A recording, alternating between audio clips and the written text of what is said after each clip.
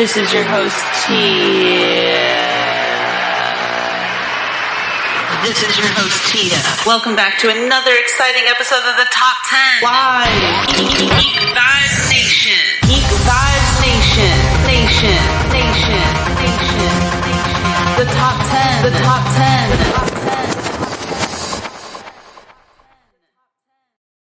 Of course, always waiting forever for it to record. Because that gets down.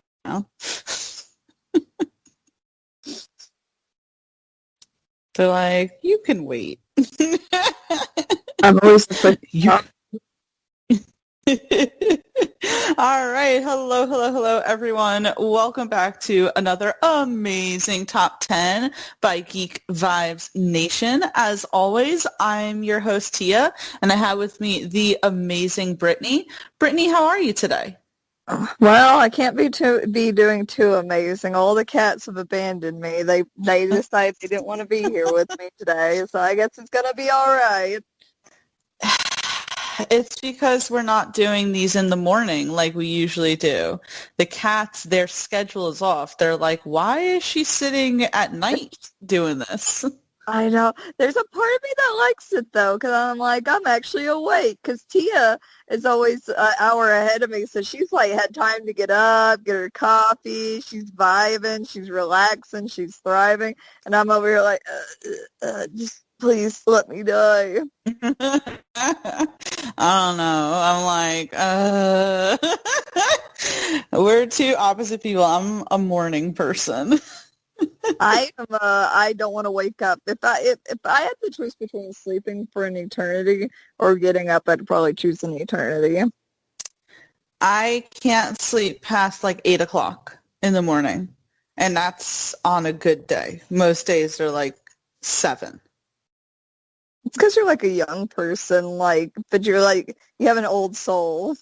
Oh, thank you. But thank you. Thank you. But Brittany, I'm really excited about this week's topic, which is our top 10 favorite video game characters. Now, at first, Brittany and I were going to do the top 10 best video game characters, but then we realized that if we do favorite, we can be more opinionated and we won't feel as pressured to pick characters that the public consensus loves. And it's but I want to talk about who I like, not who most people enjoy. It's if you enjoy them, fine, but I want to talk about the characters I really like. And that's the one thing for me is because there is so many. Because I was sitting there and I was going through my list and I was like, oh, I could do the basic ones. And I'm like, no, but there's some characters I really, really like because of their storytelling and stuff. And I'm like, wait a second, I don't have to listen to anyone. I can do my own thing, right? That's how I feel, especially coming from someone who, I know I always say this and I'm going to sound like a broken record, but as someone who isn't the biggest gamer, right? I don't probably know most of the games that people are really into and that people really play. And it's for me, I can't, I'm just going to pick the characters I really like. And so I think that our top 10 favorite video game characters is perfect. I wanted to ask you before we move into the actual list, what was the first console that you played on, if you can remember? Okay, I remember, this is how I think it went down. I remember playing the PlayStation 1 and playing Digimon on it. I remember the N64 because of Star Fox and Mario and all that. But I don't remember what year those came out, so I don't know if we just already had them because my older brother or, but I remember him playing it a lot. And I remember my Game Boy, except I think I had a Game Boy Color because it was Pokemon Yellow. And and that's where I can't remember the rest of it. I was like, did I have more than that? Or there's a lot I remember, but there's a lot I don't remember. No, I completely understand. I want to say, well, not that I want to say, I know that my first gaming console was the original Nintendo.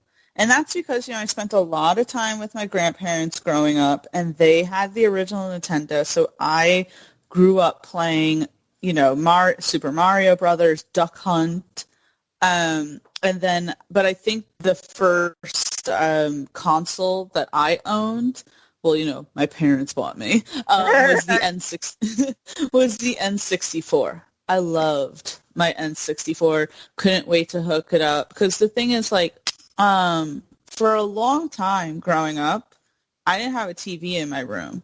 It was in the living room, and so it wasn't.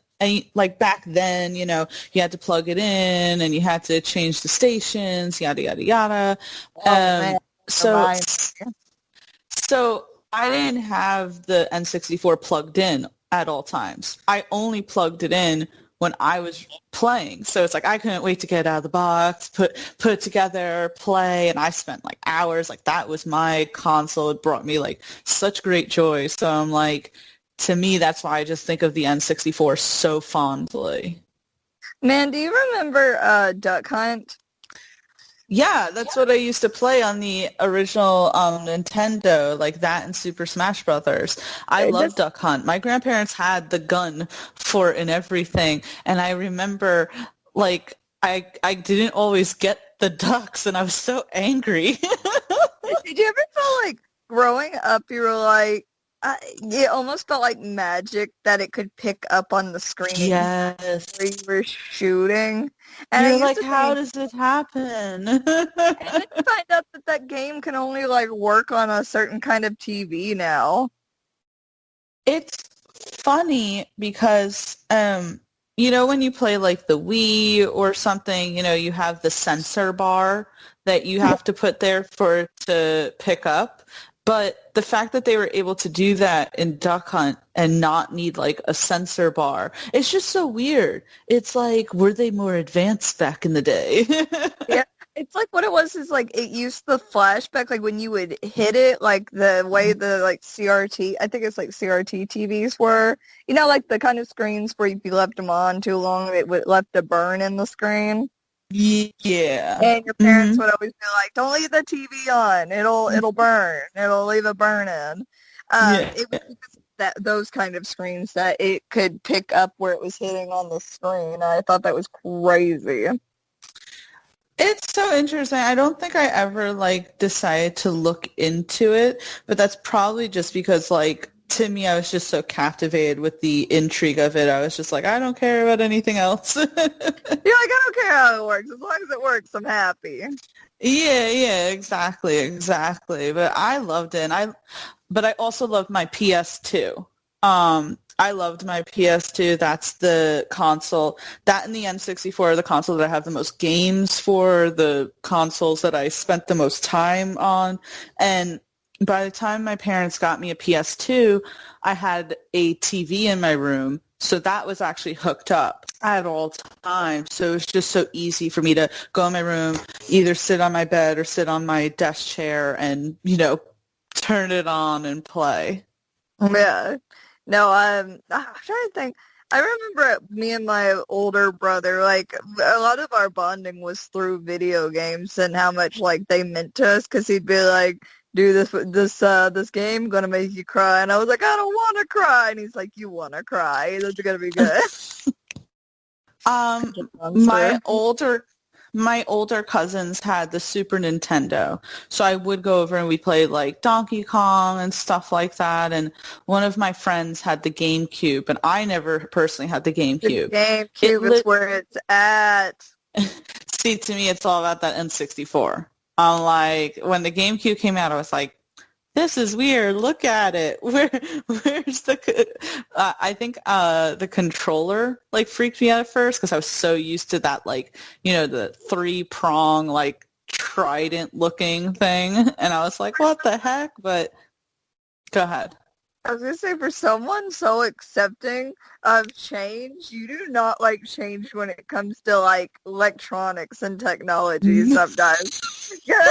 I was like, oh yeah, shooting games are better with a mouse and keyboard, and you're like, no, the controller's better. I will never go to that. I was like, okay.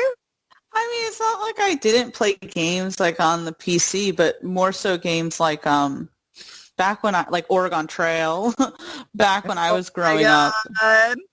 Back when I was growing up, they did like all those like Disney, you know how like every Disney movie had like a coinciding game, and those are always the PC games. So I played like The Lion King, The Hunchback of Notre Dame, A Bug's Life. The Bug's Life one was like the trippiest, like creepiest one to me because it was like, I don't know how to describe it, but it was like looking back on it, I'm like, it was kind of weird for some reason. I felt like it was weird.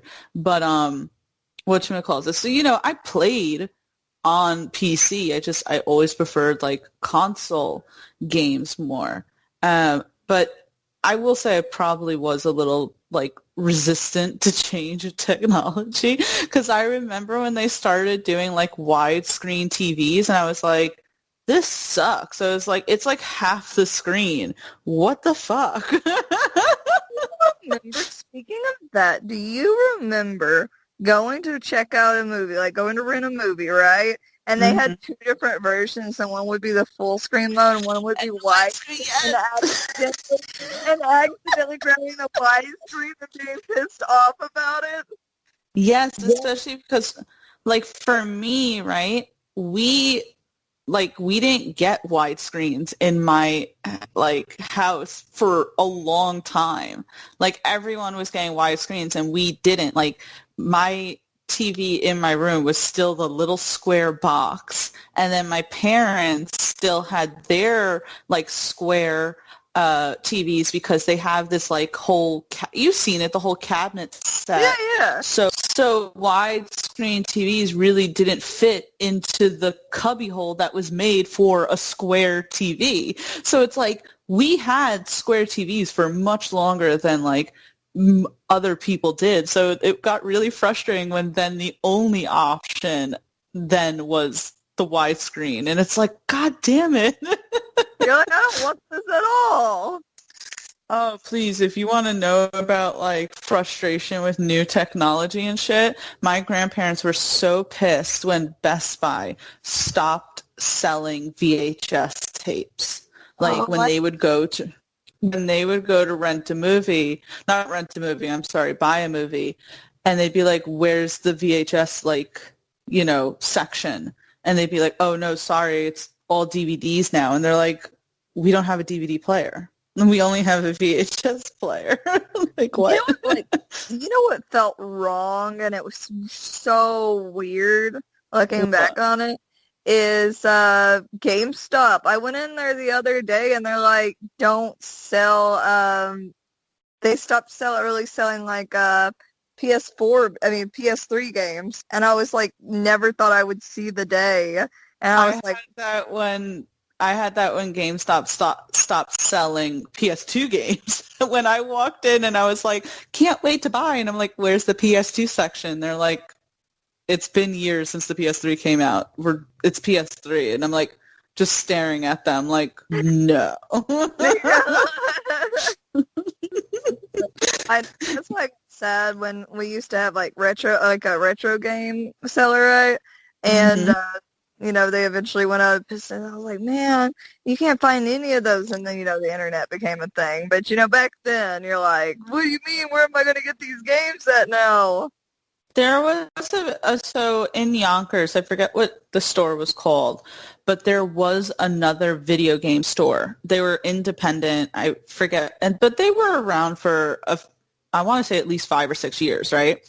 And they sold a lot of like games you'd never heard of, and then they sold like PS2. They sold freaking original Nintendo games. Like they also sold the new ones because back then I think like the PS3 had just come out. So they sold those games as well, but they sold a lot of the older games too. And you're like, thank you, because GameStop stopped selling these things, and I still want to freaking play. Like, what if you have a console, but you either lose a game or it gets damaged, and you're like, I'd just still play this. There has to be some that are still in circulation. I can feel your disdain for them. I hated GameStop because of the fact that I remember, what console is it that I was getting rid of? Not any of the older ones because I'm a nostalgic fucking person, so I wouldn't get rid of anything like that. I think I was like getting rid of my Wii because I never used it. And I was trying to get rid of all the Wii games. And I had a lot from, like my mom buying me games and stuff like for Christmas and stuff. And I remember I had at least like probably 8 or something, maybe a few more. And games are not cheap.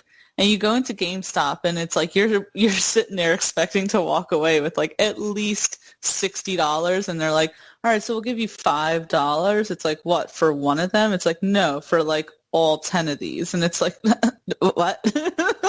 I'm going to hear it. I worked at GameStop. I got enough of a chewing every time. I'm like, this is it's all automated. It's not my fault. There was a hot second where GameStop, at least the one in Yonkers, was accepting cell phones. And I remember it's like, okay. And I was trying to sell them a phone that the phone cost at least like $200 or something. And they're like $13. And it's like, what? Did you get what? snippy? I don't get snippy at people who get paid minimum wage, right? For like shit that they can't control. Because I do know that it's not them who makes the rules. It's the corporate fuckers. You feel it on the inside? But you still sit there like, are you kidding me? Are you kidding me? It's like I somehow want to blame you, but I know that I'm not going to blame you because it's not your fault. But damn, I really want to say something right now. Right. Yeah, at that point, you just want to be heard. You're like, motherfuckers. But oh my god, we could probably go down these trips on memory lane forever, but we got to get into the actual top 10, and that I always have to give our good friends over at Stranger Damies a shout out, who, by the way, have a sister podcast called the Game Vault Podcast, who stream on Twitch. So if you like video games, first of all, you should definitely be watching Brittany, and you should also be watching Game Vault Podcast. But our friends over at Stranger Damies, they're a D&D podcast from the Main Damie family of podcasts. Main Damie is Ant, Dan, and Mark. They do another podcast called They Call This a Movie, which I am absolutely a huge fan of. But if you are into D&D, make sure you check them out over at Stranger Damies, both on Twitter and Instagram. They're a lot of fun. They're on their second campaign. They put a lot of work and effort into what they do. They stream every Wednesday night. So please make sure you go check them out. Tell them that Tia and Brittany said hi. And let's get into this top 10. So Brittany, what is your number 10 on our top 10 favorite video game characters? Now I'm like, let me see, because I'm going to start out small before I get into the more hard-hitting characters, okay? Yeah, absolutely. I love Kirby! I was going to put Kirby as my number 9. You want me to change mine? I could change. No. Go for it. He's so pink! And my thing is, as a kid, I always loved the games, right?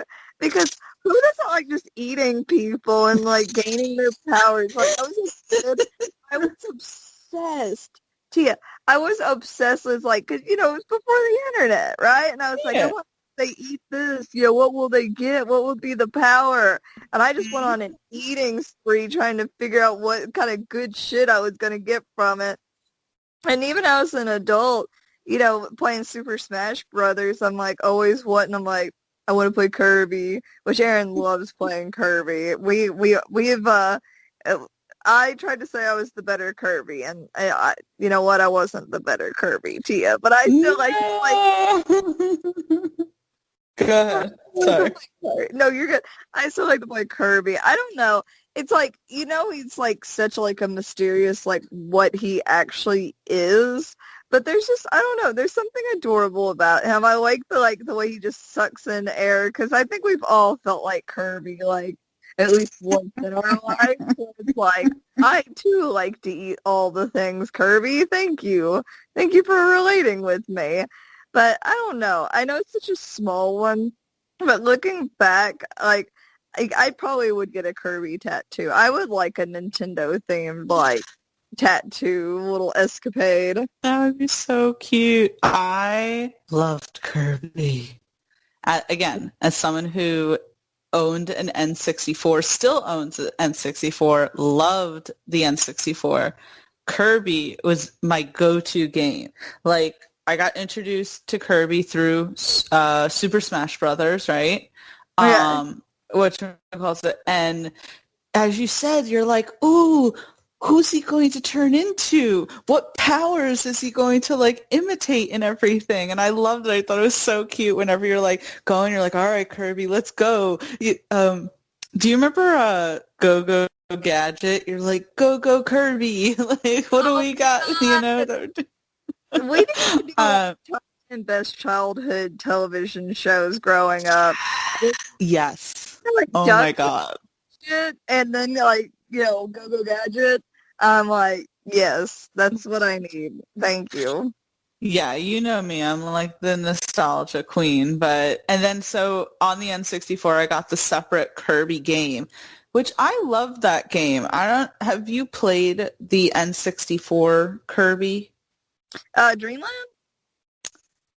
Maybe that's what it's called. I didn't know if it had like a specific name, but all I know is that as a kid at least, I loved like you're going into space, there's a galaxy, there's all these like wonderful, worlds and everything. And I loved it because it felt so big and so mystical, even for being in the 90s. I'm trying to think of which one it would have been because I remember when I would go over to Ansley's house, we would play Kirby all day long. By the way, let me tell you something real quick on that note. We would play Kirby Dreamland, right? And I think it was Kirby Dreamland. And we were like, okay, me, her, and her brother, we were young. We were like, what, like 13, right? And we're like, okay, let's all pick an element. And that way when we get, like, see what it swallows, we can become something really cool. And I remember I was so excited because we kept finding all the elements. And I was like, okay, it's to mine. And it was like the shittiest one. Because everyone was, like, getting the cool, like the lightning powers and shit. And I was like, okay, what's going to be mine? And then I don't remember what it was. But I still, to this day, since the disappointment I had from that moment. And I just needed you to know. I'm sending it to you now, like, obviously over text. People can't see this. Sorry, guys. But, it was Kirby the Crystal Shards was called. I don't know if that brings up a memory or anything, but that I loved. That was the one I got on the N64, and I just love playing Kirby. That was actually the one. That was the one. That was one. Because it was you could combine them, remember? I don't think I owned Kirby Dreamland, so I don't know if I could do that. You know what I'm saying? Okay. I'm trying to think. That one was the one I was talking about. It wasn't Dreamlands. It was Crystal Shards. Remember? Yeah, that's it. I loved it. I love that freaking game. I love Kirby. Kirby definitely deserves to be the number 10 on this list. I know. He's just adorable. And it's like, yeah, he's not like really far up there. But I don't know. He just was always so cute. I liked him. I like what I like. Yeah. Well, listen, we're easily pleased, I guess, because that was definitely all the reasons I loved Kirby. I'm like, he's cute. He eats everything, and then when you eat someone, you can gain their powers. Yeah, I like that. I'm here for it. 10-10. I too have felt like I wanted to eat people. Don't say that too loud, Brittany. Hey, but that kind of podcast. But yes, Kirby, definitely love it. Number 10. I'm going to go with number 9. Okay, so you're going to think this is so weird. And this definitely falls into like why do you like this character? I don't know. I just like what I like, and And that's you it. like what you like. Okay? I like what I like. And you're going to laugh so hard because I feel like I am such the minority of people who like this character, but I'm going to pick Waluigi. Don't care. I love Waluigi. That's such a thing nowadays.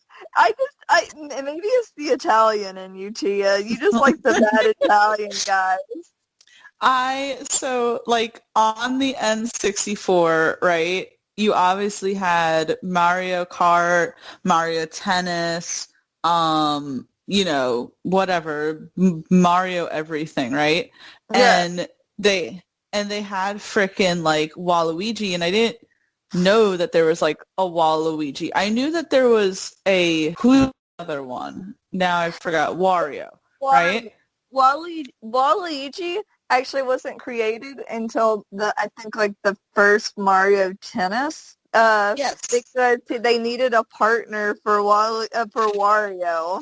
Right. So it's like, obviously grew up, knew about Mario, knew about Luigi, knew about Wario, but I was like, who the hell is Waluigi? And I was like, I don't know. I fucking like loved playing as that character. I played because he was so angry.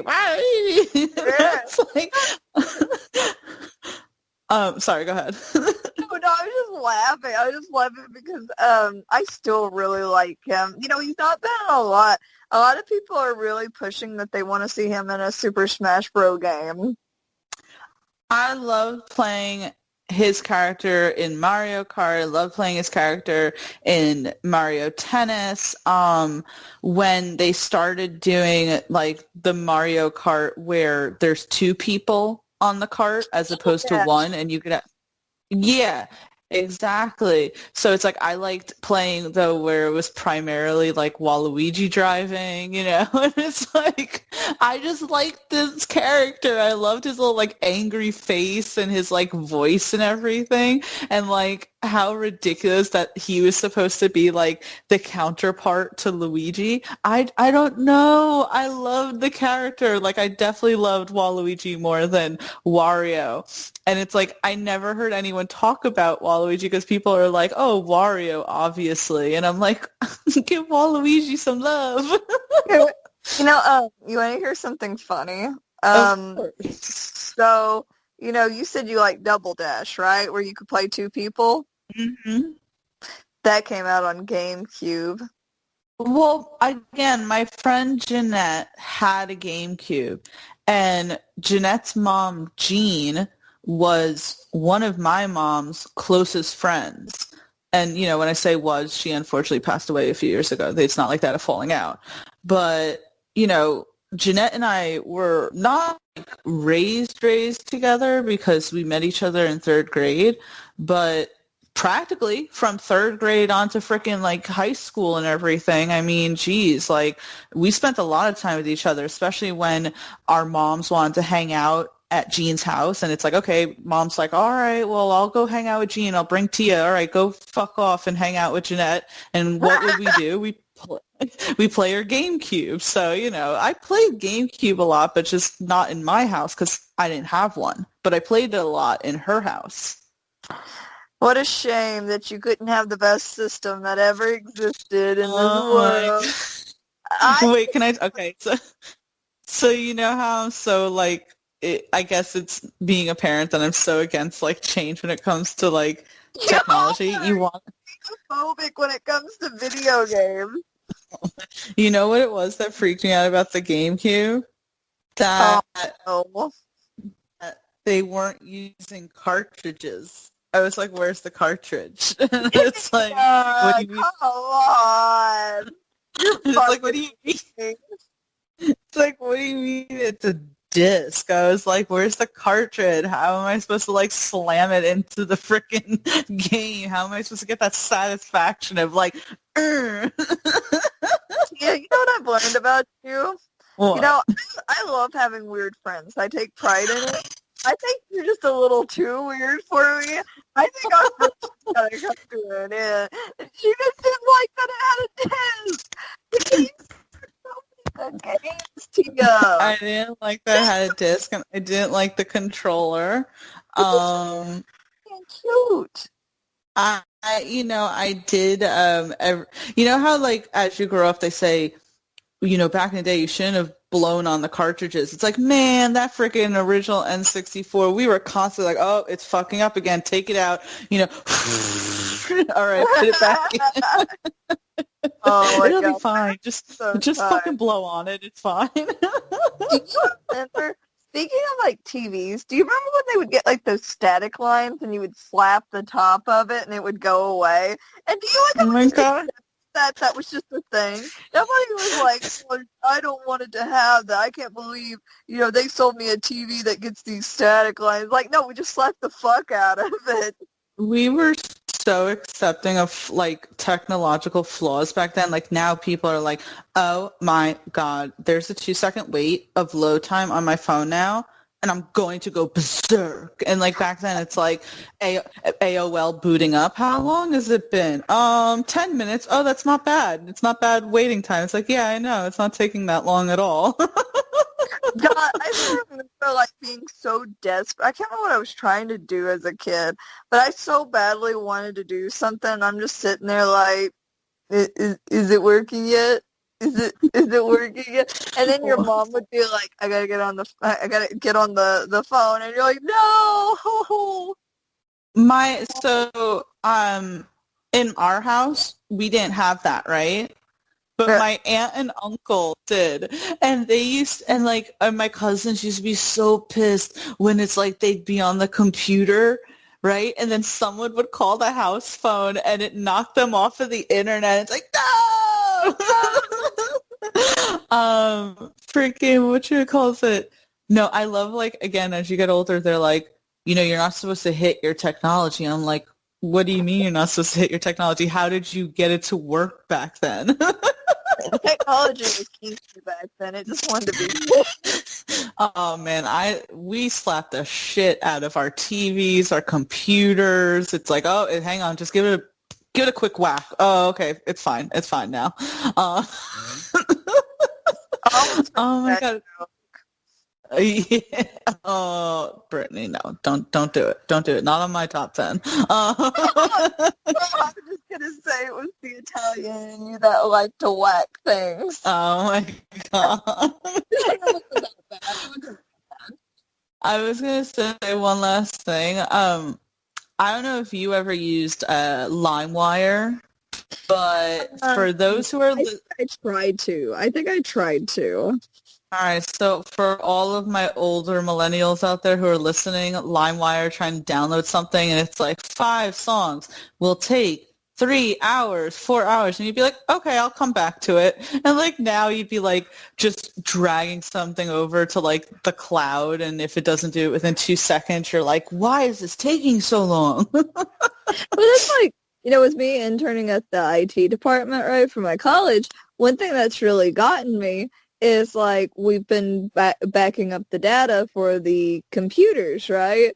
And like you got to remember, it's like when we're backing up these professors' computers, it's like gigabytes upon gigabytes, like like just a shit ton of like data, right?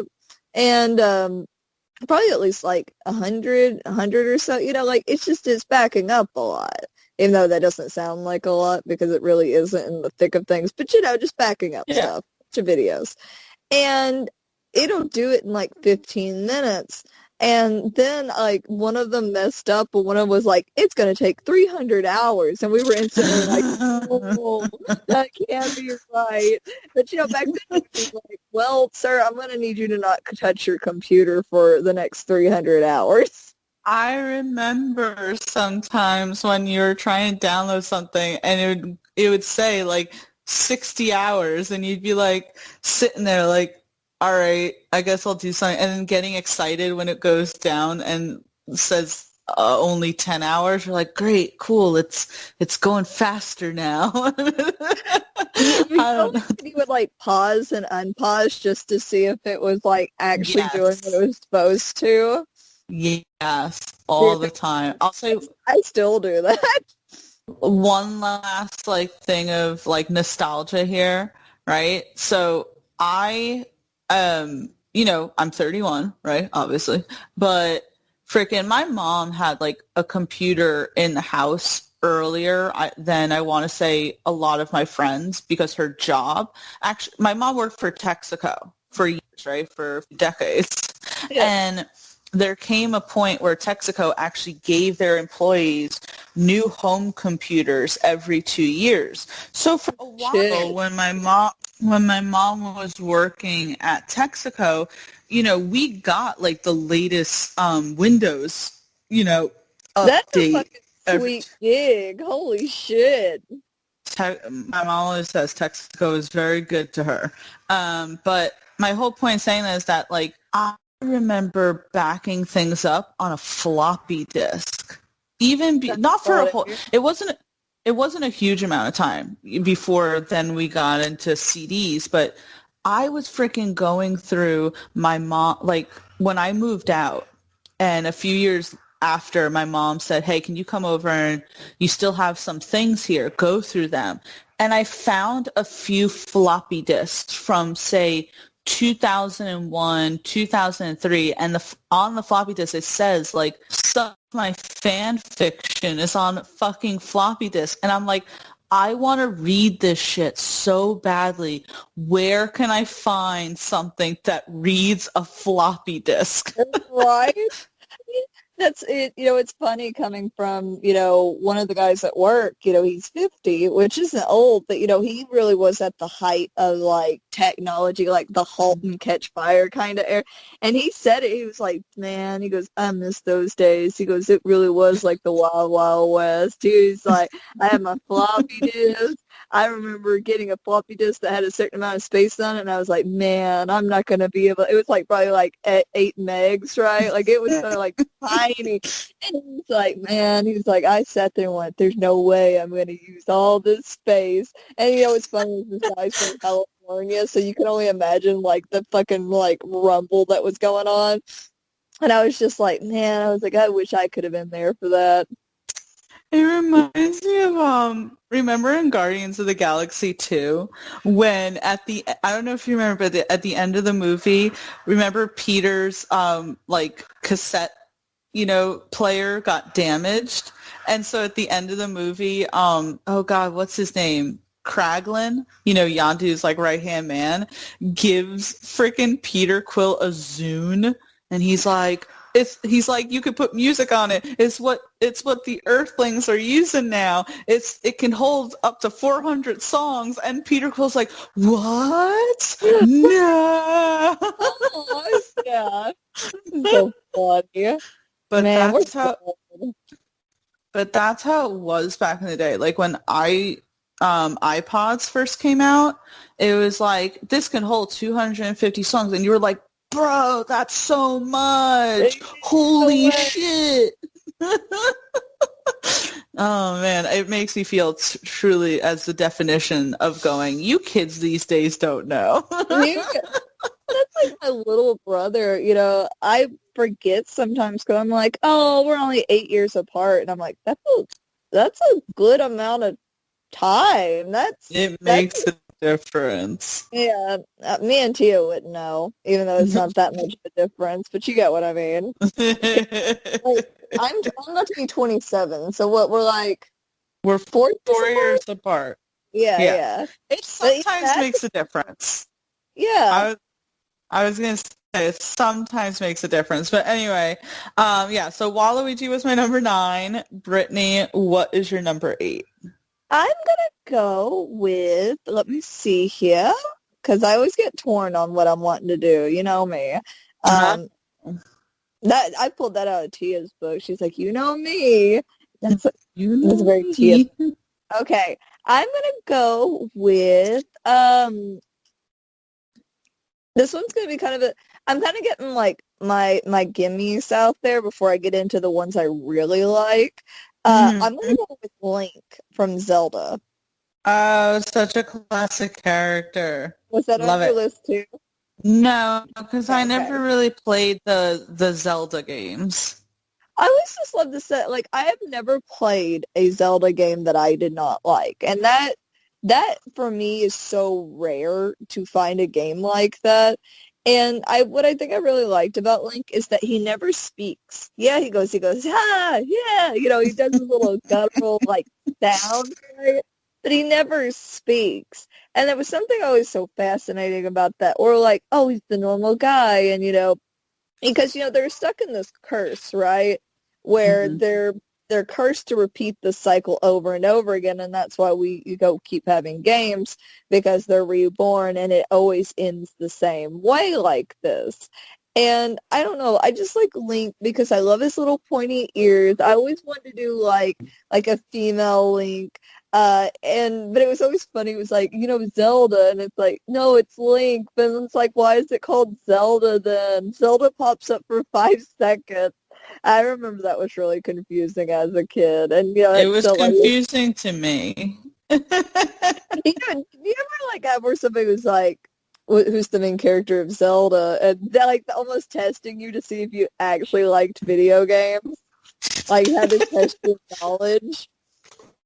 I never had that moment where someone said that, but I remember being severely confused because I said to myself, I always thought that Link was Zelda. I'm like, because the video game is called Legends of Zelda. Obviously, the guy running around in the freaking, green suit is Zelda. Duh. And it's like, no, Tia, no. Funny was we never doubted. If somebody would have said their name is Zelda, you'd be like, yeah, understandable. Thank you.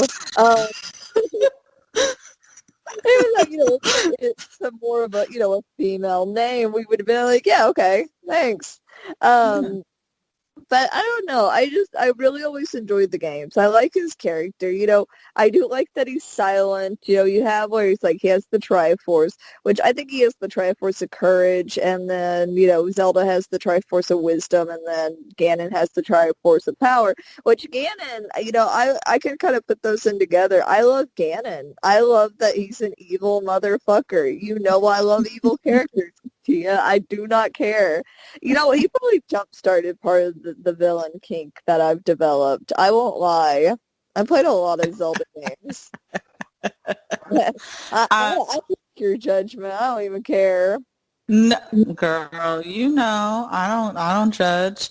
I was just gonna say, I really only ever played Link, in Super Smash Brothers, because he was in Super Smash Brothers. Yeah, Link was in Super Smash Brothers, and that was the only time I think I've ever played Legend of Zelda, like Link, or anything like that. Like, Paulie's played Ocarina of Time, and I've watched it, but physically have never played a Legends of Zelda game. Tia, you would be obsessed. For all the things, all the fan fiction times we had, you would have loved it. Oh, loved it. Loved it. But not Game of Thrones. I got that medievally. I'm trying to, don't come for me. I'm trying to sell it to Tia in a way that she can digest it. Oh my god. I don't know why I was just never into it, but I never had a problem with that, if that makes sense. Yeah. No, I don't know. And I know it's kind of my smaller ones, because it's more of the nostalgia for me. And like I said, It's very rare for me to play a game. Like, my favorite games of all time have all been normally Zelda games. Like, I love Twilight Princess. I know a Wind Waker doesn't give as much love as it should, but I love it. Then it's like you have Ocarina of Time. I actually did an Ocarina of Time randomizer, which made all the items you get in the game to complete the game. It puts them in not the right areas. So it took a very long time to complete, especially since I had never played the game up until that point, because Ocarina of Time was one I didn't, play as a child, because kind of hard to get a hold of the N64 when your brother is bogarting it. Didn't you play a Legends of Zelda game? Not on the randomizer, but I could have sworn you were like playing it to defeat it. Was it Ocarina of Time, or was it Majora's Mask? Ocarina of Time is the one that I was playing as a randomizer. I started it before I was like had dedicated to making it a randomizer, and then everybody wanted me so badly to do a randomizer. I said, okay, I'll go ahead and do it, and I was so fucking lost. Like, no, I was I like, watched you a few times. You were so stressed.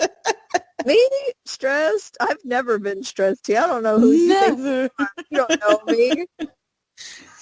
No, I love that you put Link down because Link is a very nostalgic character that people know. People, again, someone like me who's never played the games, I know the titles. I know Wind Waker. I know Majora's Mask. I know Ocarina of Time. I know frickin' Link. I know Zelda, and all that shit. So it's just one of those characters and those franchises that I feel as if transcends like what you played or stuff like that, You still know it. Yeah, I got you. Yeah. So I love it. Link definitely deserves to be on this list as the number 8. I'm going to hit the number 7. And this character isn't going to be like as big of a character, but I wanted to put her down because of like when I first discovered the character, if that makes sense. Yeah. And the character is Samus. Oh, shit. So again, Super Smash Brothers on the N64, the original, playing Samus and everything. I thought Samus was a boy because I don't know anything about the character. And, she's in this big, like, bulky suit and everything. You just assume that it's a boy, right? Yeah. So then if you play as Pikachu, or if you're fighting against Pikachu in Super Smash Brothers and Pikachu zaps you as Samus and you pause the screen, you'll literally see that there's a girl inside the suit. And I remember as a kid seeing that, like, wait, Samus is a girl? I was like, that's so cool. That's so cool. She's a girl. She has this big, huge thing of armor and she's fighting. Oh my God, I can't.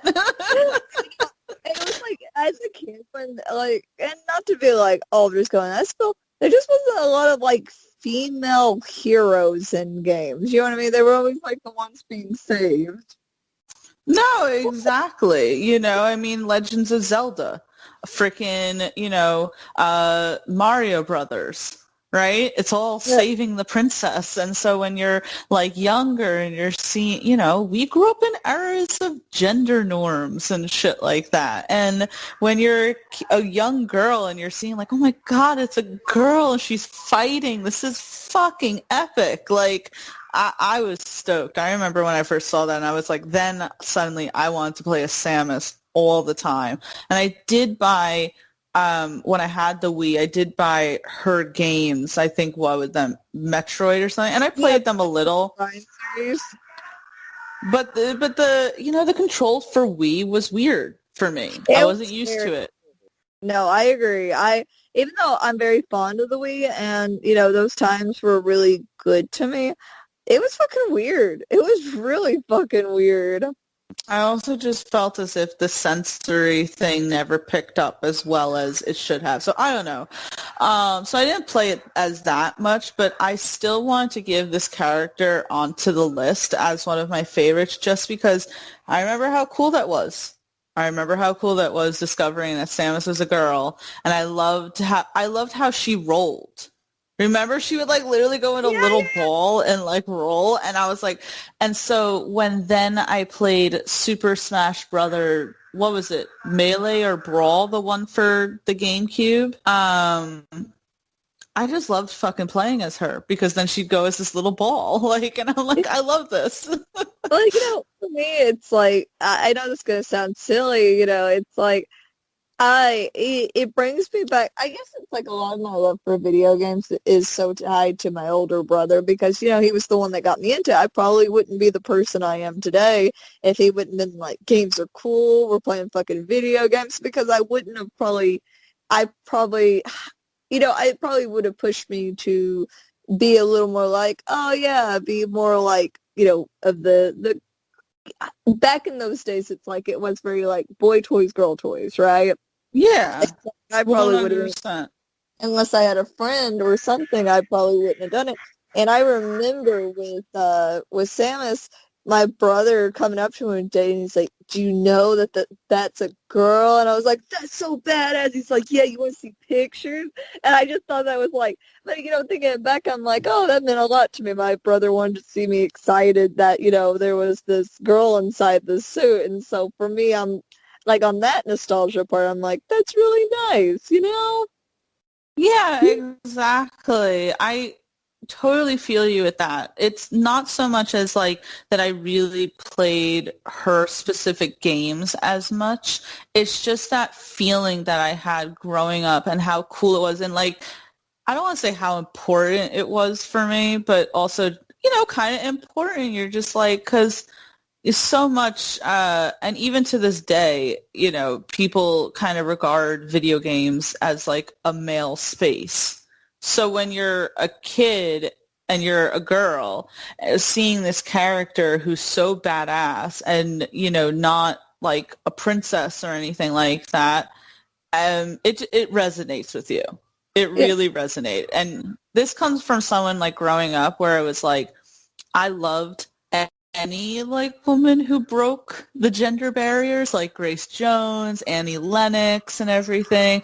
Any like woman back then who I was like, they're breaking the barriers, I loved. And I think that's how I also felt with like Samus. Like, how much I love the Mulan animated movie for those very reasons.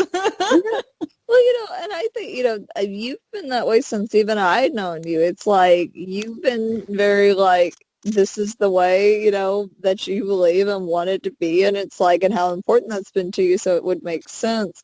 There's something I was going to say on that note about, video games. Oh, even with Twitch nowadays, it's like, I'm not saying this is right because it's just saying like for the stereotype that it is, right? Just for an example. It's like, I every now and then will have somebody come in stream and they're like, "Oh, I can't believe there's actually a girl playing video games." Girls are only doing the just chatting, which isn't video games. It's where it's more like not like a vlog style, but more of like chatting, like I'm trying to think. I get what it is. I've seen it before. Yeah.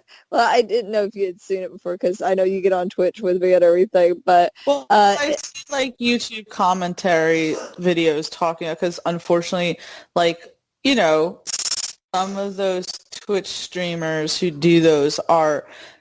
I hate to say this, but you've probably seen the compilation of the ones who sit there and who are like, "You can't donate $5," and it's like, "What are you doing? You're just talking." Yeah.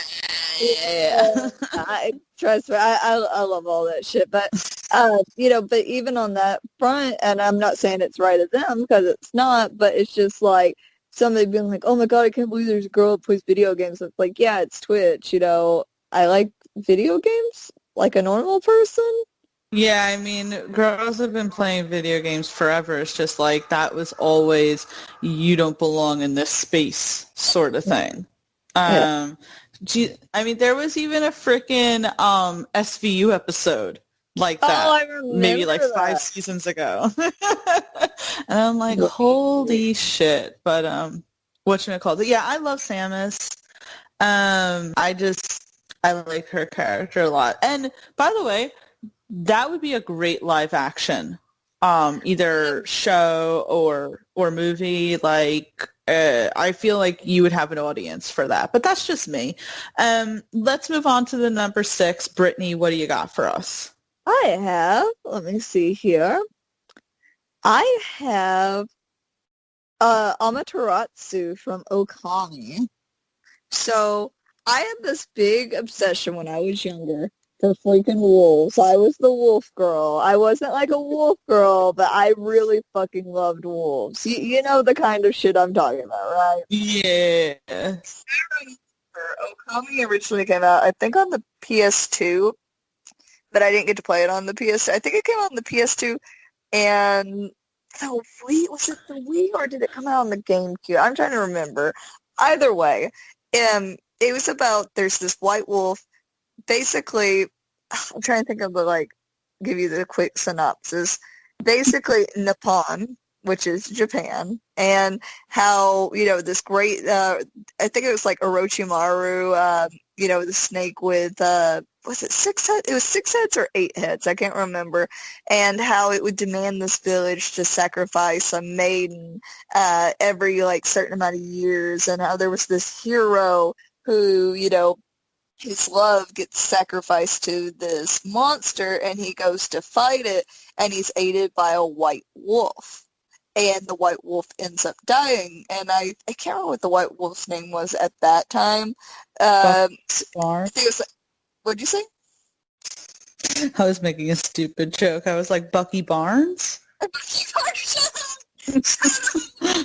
But, the white wolf ends up dying. Well, he gets reincarnated because it turns out, all this, I'm doing spoilers. Either way, basically, you do kind of figure out since the beginning, Amaterasu is the sun god. She is the mother of all gods. And Amaterasu is the sun goddess, and she, takes the form of this wolf, and you, you learn how to, you use drawing as attacks. I could draw a little bomb, which would be a circle with a little tab in it to show it was a bomb with a little stem, and it would make a bomb pop up on the screen. And I remember thinking it's so cool because the story never gets old to me. I have played this game 100 times, Tia. I have beaten it a million times. I love it because I love Amaterasu because she never speaks. You never see her, goddess form because she's in the form of this wolf, but the characters are so cool around it, and the whole art style is calligraphy, it's very that very artistic Japanese style art, and it's so gorgeous, and you fall in love with the characters, and it's you do almost find yourself getting choked up at times over if there was something emotional, or somebody's fucking you over, you're just trying to save people, but yeah, so I just love Amaterasu. I wish, there was another game. They made, I think it's Chibi-Ami, but it was basically Amaterasu's son, trying to do it, and it was a little puppy. But I don't know, as a kid, I was just so obsessed with this freaking white wolf and, your god powers that you could develop throughout the game. It was so nostalgic for me, and so yeah. The other night when I tuned into your Twitch stream, you mentioned Okami.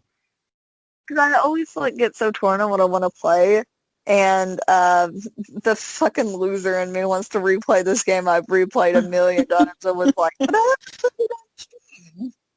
I mean, why not? I'm sure people would be into it, and I would love to see the style, because you've talked about it a lot, and I've never heard of this game before, seen anything about it. So it'd be interesting to kind of see what it is. I really appreciate the art style. I probably would. I mean, it sounds really interesting for a video game, because you don't see maybe that being implemented as much for a playable art form. Yeah, because I like the calligraphy. Having a game where you could draw with your joystick on something was so cool. But I hated playing it on the Wii because you had to draw with the fucking Wii controller, and I hated it. This is why I hated the Wii controller. I hated it so much. I didn't understand why Nintendo went from the GameCube to the Wii, so out of left field, and to not even give you the option of having a regular controller. Well, I think they had a big thing where they were really wanting to push for children to be active. And so they're oh, we'll force them to move while playing video games. And I'm I get it. I respect it, but I hate it. But I hate it. I just got Brittany's picture. She just sent me a picture of Amaterasu, and that's gorgeous. Yeah, I just love the whole. Yeah, you've inspired me. I've got to play it, Tia. You should. Again, I'm sure that you would have plenty, like you have always your loyal base. Listen, let's take a second to plug Brittany, right? She is on Twitch. She streams probably every fucking night for like hours. She's very active with her chat. She's fun. And if you donate to her, she'll literally dress up like a furry and start dancing.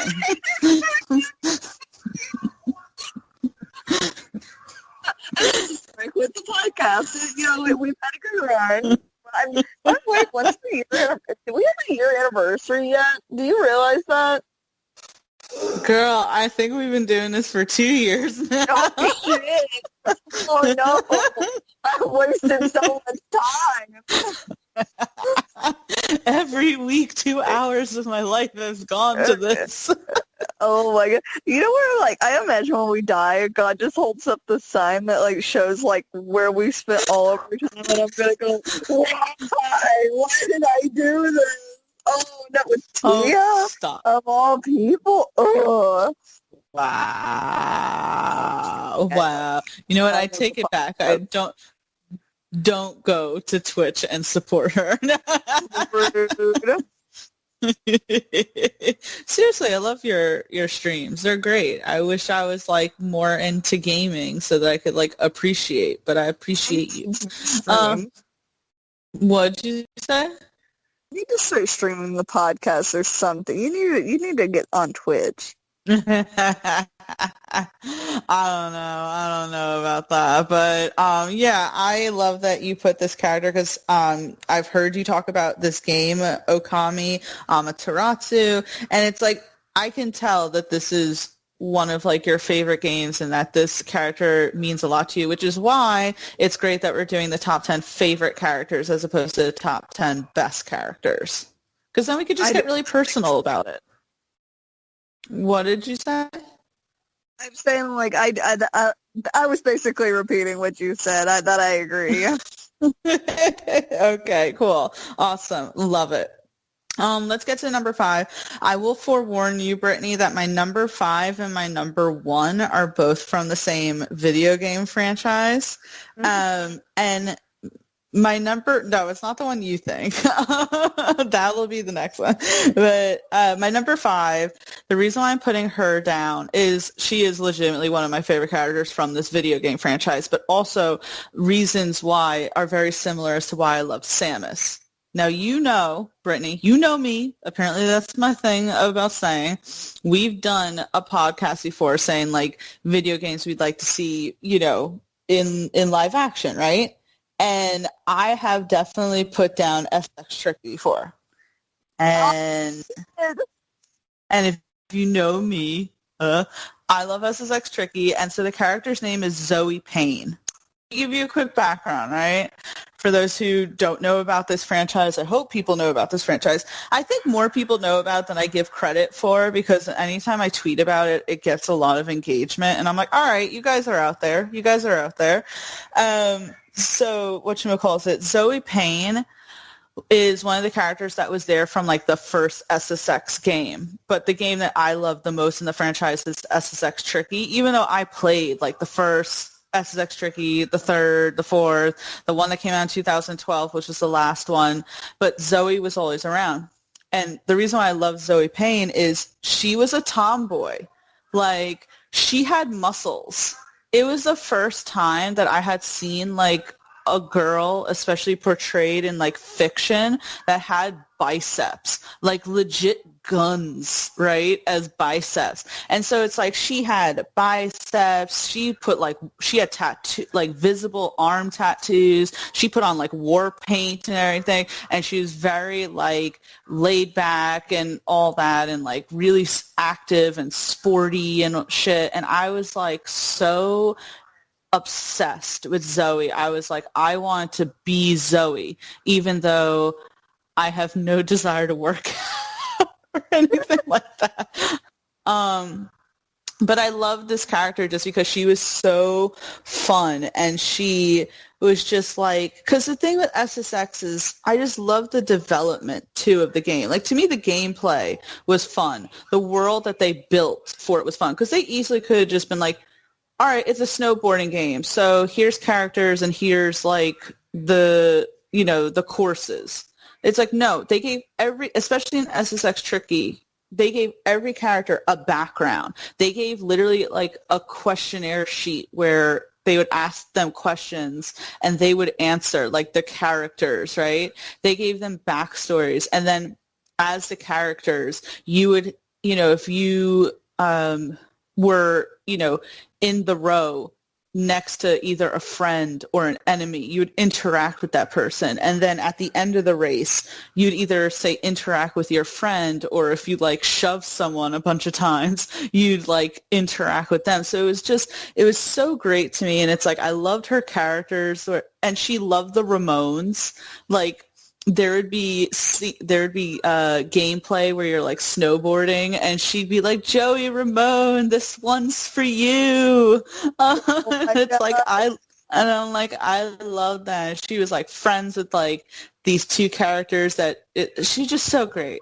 I loved her. She's such a tomboy. I was a tomboy back in the day. Like, I liked wearing, baggy shirts and cargo pants and boots and all that shit. And so I fucking had a pair of trip pants, all right? They were my prized possession trip pants because they cost a lot of money. Like, they were at least $75, $100 at Hot Topic. And if you're a 15-year-old, you don't have fucking money. So it's like you got to beg your parents. So to own a pair of trip pants was pretty cool to me, at least. Like, looking back as an adult, you're like, yeah, it was so cool, but also, did we feed into the system by paying that much for a pair of pants that made us look like anarchists? Oh my God, it was so funny because, around my age group and my friends, right, we'd be like, fuck the system. We love System of the Down. We write our A's in the Anarchy A's and everything. But we're going to go to Hot Topic where we're going to pay overpriced prices for shit that's like made in factories and, stamped out corporate shit, right? And to come to find out that Hot Topic is owned by the Gap. And, as like a Hot Topic person, as a Hot Topic person, you're like, fuck people who shop at the Gap. They're so conformist. We're rebels and blah, blah, blah. And then it's like they're owned by the same company. And you're just like, oh. There's probably some subgroup out there that was like, we only steal our pants because we're the ultimate anarchists. And it's like, I'm sure there's one out there that was stealing a shit ton of drip pants. I told you that. I think we had a podcast a week or two ago where I said that I knew someone in high school. I mean, we were in like this kind of the same friend group, even though her and I were never like friend. She was fine. I had nothing wrong with her. It's just, that's how it goes sometimes. Sure. We would literally go to the mall and she would have an empty backpack, right? Like completely empty. She'd go into like Hot Topic, Spencer's, and we'd leave that day and her backpack was completely full of crap that she stole. She didn't pay for one fucking thing.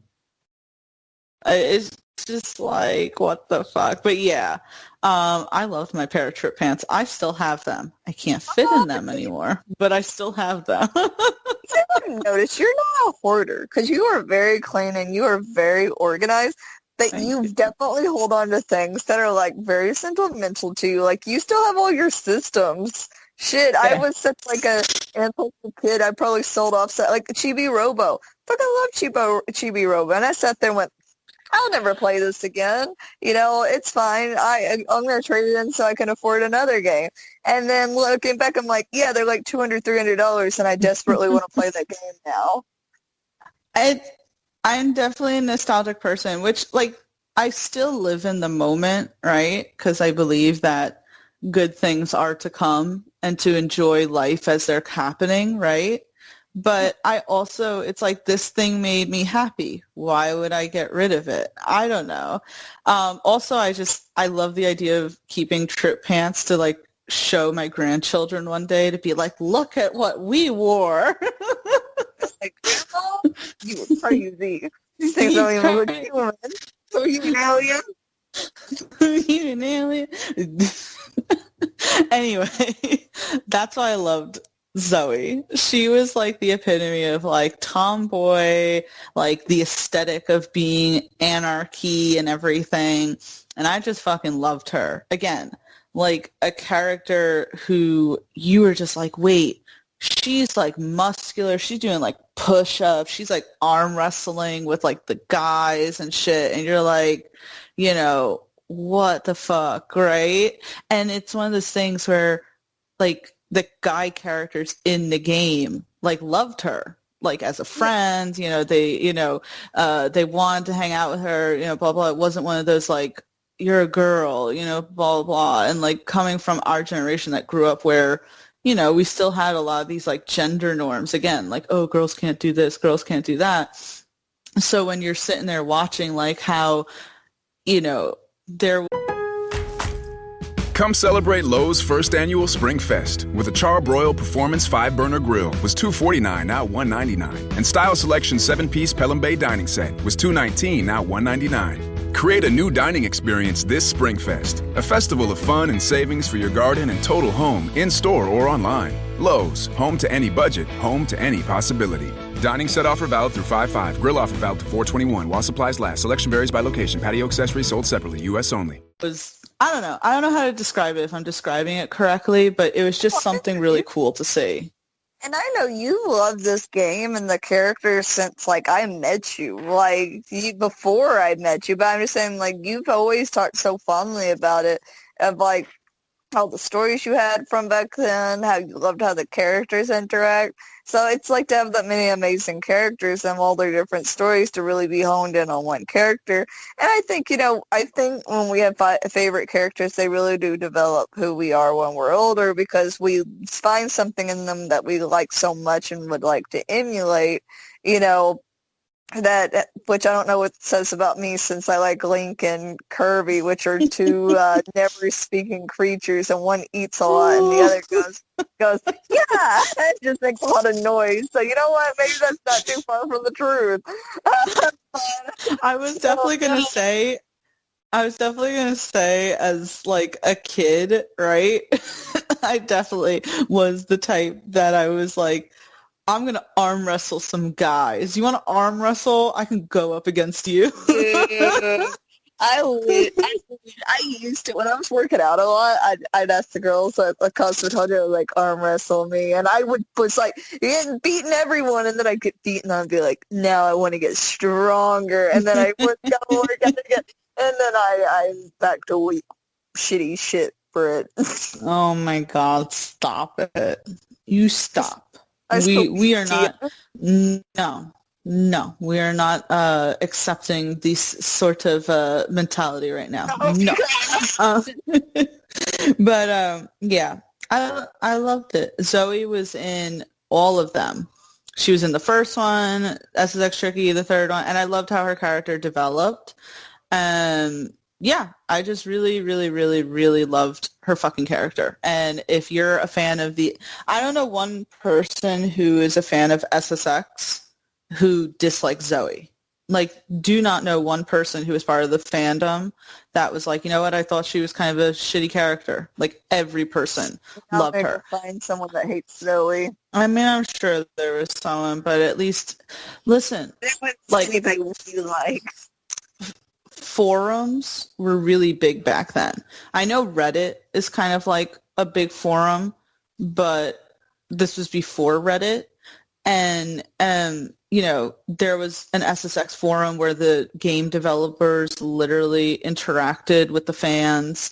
You know, you had fanfiction.net and shit. I mean, it was like a lot. And I met both Amanda and Sarah, friends who I'm still friends with to this day because of fucking SSX. So, you know, it's like long-forming friendships. Yeah, exactly. But anyway, let's move on to number 4 because anytime we talk, like, I get so excited to talk about SSX Tricky, but then I get so like, oh man, I wish I was fucking like 14, 15 again, like just playing that constantly. Yeah, buddy. Stop it. Go on to number 4. I think I'm gonna go ahead and go with I always have trouble saying his name, even though I love him. It's Kratos. I always want to say Kratos. Oh, from God of War. Kratos. I was obsessed because I don't even hardly remember the original story anymore, but you take someone who, I think like his father was, I think you originally think it's like, what's his name? Ares, that his father is like the god of war, which I think it actually, which spoiler, I think it actually turns out to be Zeus. But he's like I thought that's what it was. yeah, like he ends up being like Zeus's son. But see, I didn't play a lot of the first and second one because I love the third so much. But you have that Ares had him like become overcome with rage once he returned home to his wife and daughter, and he didn't know what happened. And when he kind of came to, he had killed both of his wife and his child. And when they turned to ashes, their ashes gathered on his skin as his curse, right? And that's why he looks the way he does, right? It's the ash of his family. And, it's him getting revenge against the gods for, doing this to him. And, you see all this rage in his heart of what he, just so overcome with it. And, you go through all the games killing, like, all the gods. And when I say all of them, I mean all of them in very brutal, rough fashion. And, it was just like, it was so fascinating, like the cutscenes, I really like that hack and slash style, but what I appreciated about Kratos is that, his deep voice, he was very like, he was like a man's man, but in the sense of like everything you would assume a man should be type, even though he was so rageful because he was learning from it, right? So when we go through God of War, I'm trying to remember I'm trying to remember what it's actually called, the newest one, because I think they kind of just started to reset back to just God of War, right? How they'll do, like, make a bunch of games and then they revert back to the original name. But, and it's him having a son. I don't mean to interrupt you, but that's exactly what, like, SSX did. The first one was called SSX, and then the fifth one that came out in 2012 is literally just called SSX 2012. And it's like, guys, what the fuck? I guess I can't remember which, like, if it had a name beside it. And what's funny is, like, I love that game. It's one of my favorite games I've played, but I'm just very forgetful. But, Kratos has a son, and very early on, the little boy, his wife dies of some kind of just dies. And their whole thing is that they want to bring her ashes to the tallest mountain. And, after he killed Zeus, he had a lot of regret from that and all that rage in him. And he's finding that his son has that same, they call it the sickness, but it's just that unbridled rage that they're born with because he is the god of war. And that's why it's called war. Even though, because I think he kind of like took Ares' mantle, and there's a whole lot of mythology to it, but his son has that same rage in his heart. And, it's him trying to teach his son to be better because his son does have a moment because he didn't know he was a god, right? Because I think he's technically a full god at this point. I want to call him a demigod, but I think he ended up becoming a full god after, killing everyone and kind of gaining godhood. And, he's having to teach his son, it's like, we kill because we must, but we do not make fun of it. We do not derive pleasure from it. We do what we do because that is war. You have to remember everyone you killed did have like a family or, that they had a life, so we do this for our survival. And yes, because it's us or them, but don't be like cocky about it, if you know what I mean. And it was just like, it's his character arc of him going through a lot of regrets of what he did, killing all the gods and like where he is now and trying to pass those lessons on to his son. I just think from seeing the monster he was in the original games to it was a believable development, which I saw where you tagged me like with Negan. Negan was originally this evil character and we see him kind of switch into it and it's like, yeah, I get it. but it didn't feel slow enough. This was a slow build and felt so organic of where it should have gone. It was a tragedy. So I never played God of War, but Holly played God of War, and I used to watch him play, and first of all, I liked the way the game looked, and we both know we love mythology.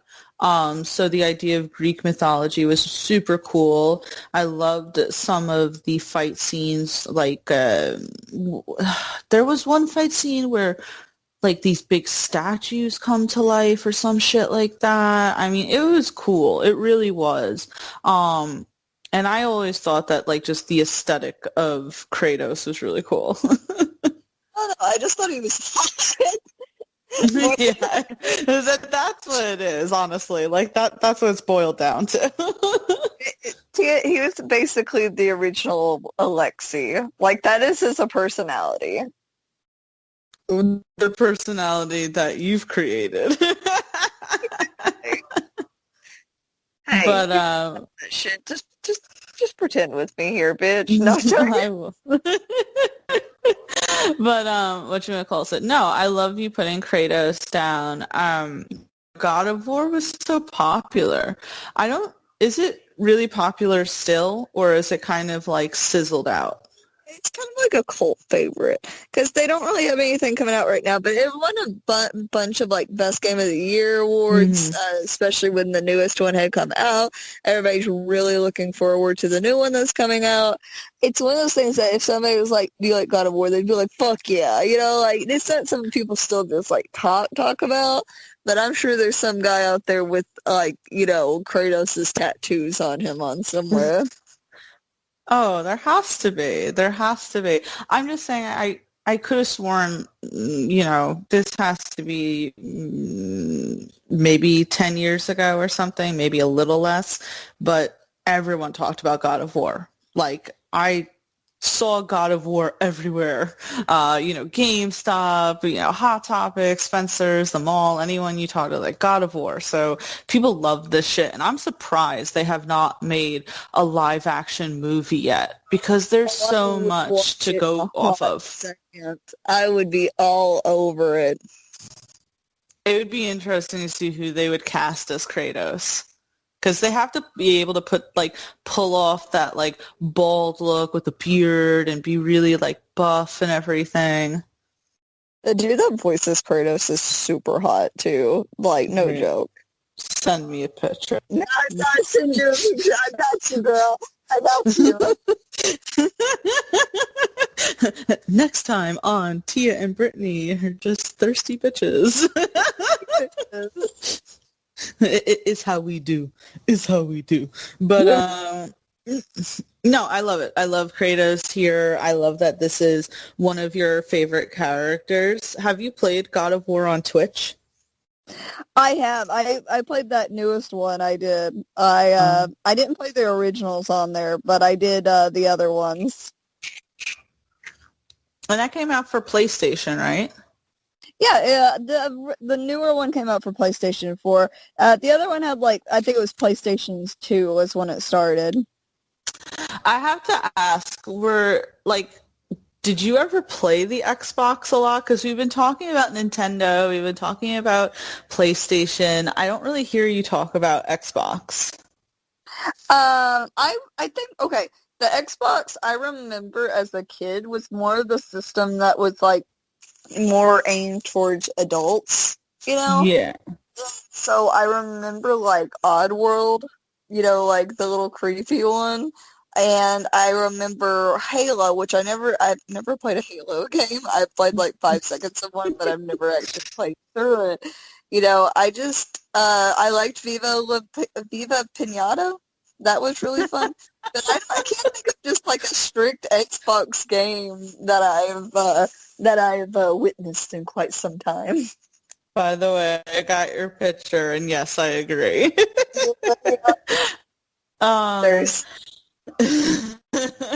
Cindy actually had an original Xbox, and she played silly games on it. There was one where the characters look like Mega Man, even though it wasn't Mega Man. Like, I know what Mega Man is, but it wasn't like Mega Man. It was more so, it felt more so like a Tetris, right?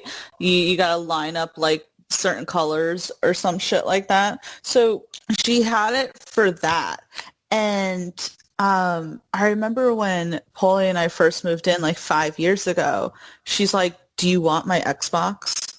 Because we, at that point had the PS2, we had the PS3, but we didn't have anything to put in the bedroom. She's like, you could just have it. I'm like, are you sure? And she's like, Tia, I haven't turned it on in like years. So we had it for a little while, and Paulie played like a few games on it. It was, so we had the Xbox, and then we had the Xbox One, and that crapped out like a year ago or something like that. I joked around with Jawan because he's like, he keeps asking me if he's an Xbox boy. And I go, I'll tell you this, John, none of my PlayStations have ever crapped out on me. I still got the PS2. I go, I still got the PS2, and that thing still turns on and works. I go, I have never had any of them crap out on me, but the Xbox crapped out on me. He's a shut Tia. Yeah, no, and he put like a little like mad face, and Kanan in the group chat goes, just accept that PlayStation's superior, Joanne. And I was like, I was laughing. Against each other on him. But I'm sure people would be listening to this and they're Xbox all the way. I never, as you said, played a game that was exclusively Xbox or knew of it. It's like I had Nintendos and I got the PS2 and I loved the PS2. So then I kept just getting the new versions of it. I want to get the PS5. It's just way too expensive at this point. Dude, it's so hard to even get a hold of one right now. Like, I barely got one on, like, pre-order. I watched one of my bosses refresh for 2 hours at work, and I was like, what you doing, buddy? He's like, don't talk to me. I'm trying to get my PS5. But was it worth the price? Yeah, it's really pricey. I'm like, I can wait. There's nothing that I want from it that's so dire that I need it this moment. So I can certainly wait a little while, but I definitely want to add it to the collection. All I need, Brittany, is a PS1.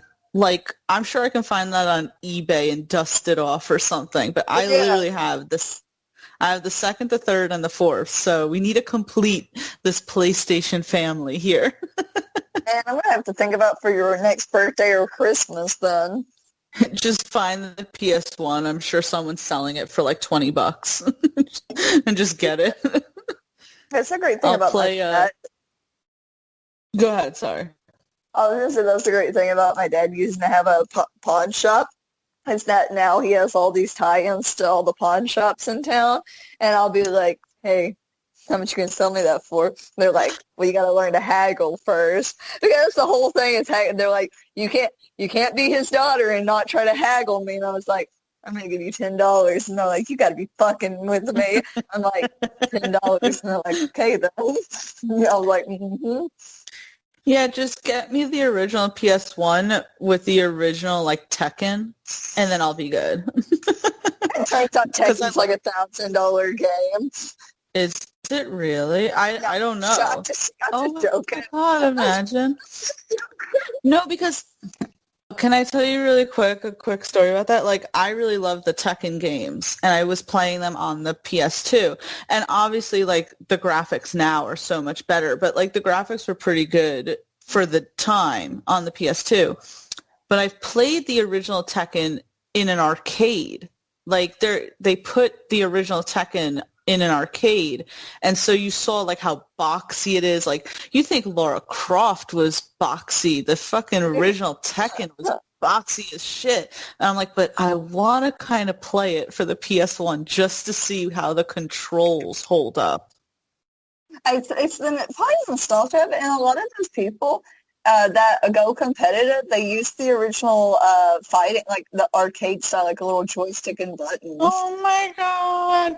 I did like arcades. We had an arcade and I really enjoyed going to them and like playing, see, this is why I like controllers, because it feels like an arcade game with the joystick. Don't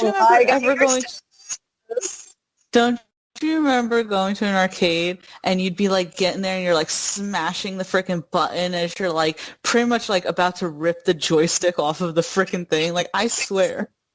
I don't know how they survived those times.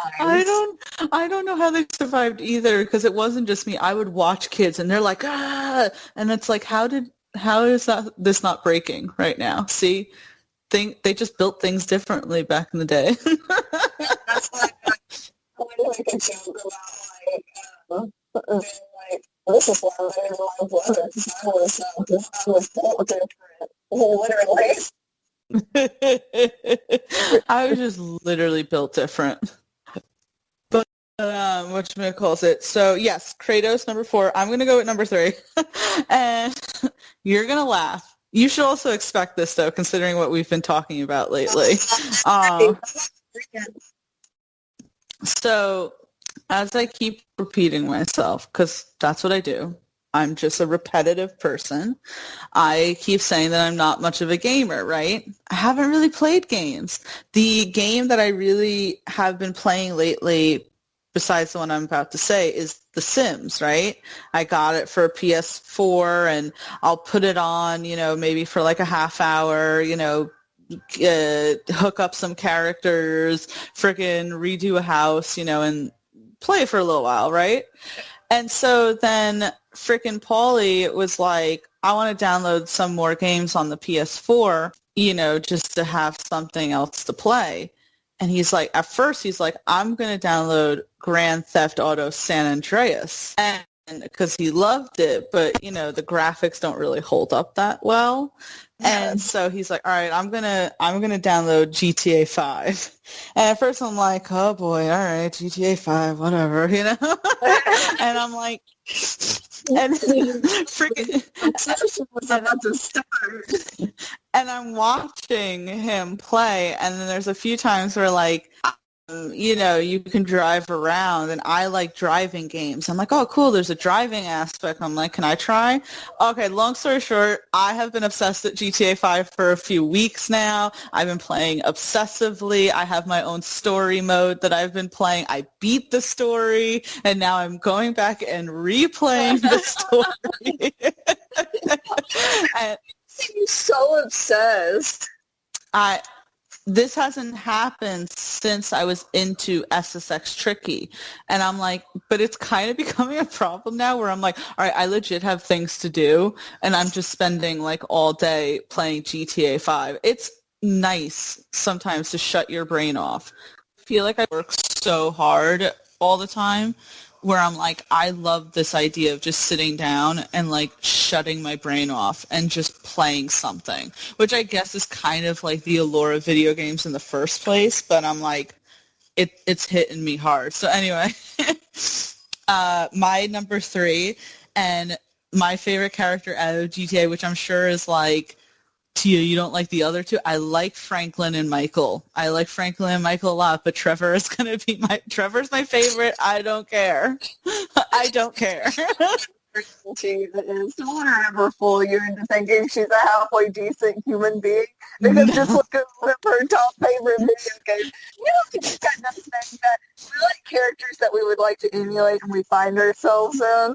Tia, do you not remember that conversation? No, definitely don't want to emulate Trevor. He is a terrible person, but he's fucking hilarious. Like, I love it. To me, because I'm like, he is bad, but it's funny. Like, I don't know. I know that sounds fucked up now that I say it out loud, but it's like, I don't know. Because so really quick, right? I'm sure like half the world, if not more, has played GTA 5. It came out in 2013, so I'm obviously fucking like talking into the abyss when I say shit like this. But for the like 2% out there like me who didn't know anything about this game, again, it came out. All right, so it came out in 2013. Freaking, and like the story mode's really cool because, first of all, this is the first time that you can play as 3 characters as opposed to just 1. And it's this whole story of, like, Michael and Trevor were bank robbers back in the day, and they were really good friends, best friends, right? And 10 years prior, they even show you, like, the prequel. Like, not the prequel, sorry, the prelogue, right? Or epilogue. I don't know, fucking know. You know what I'm talking about. Whatever.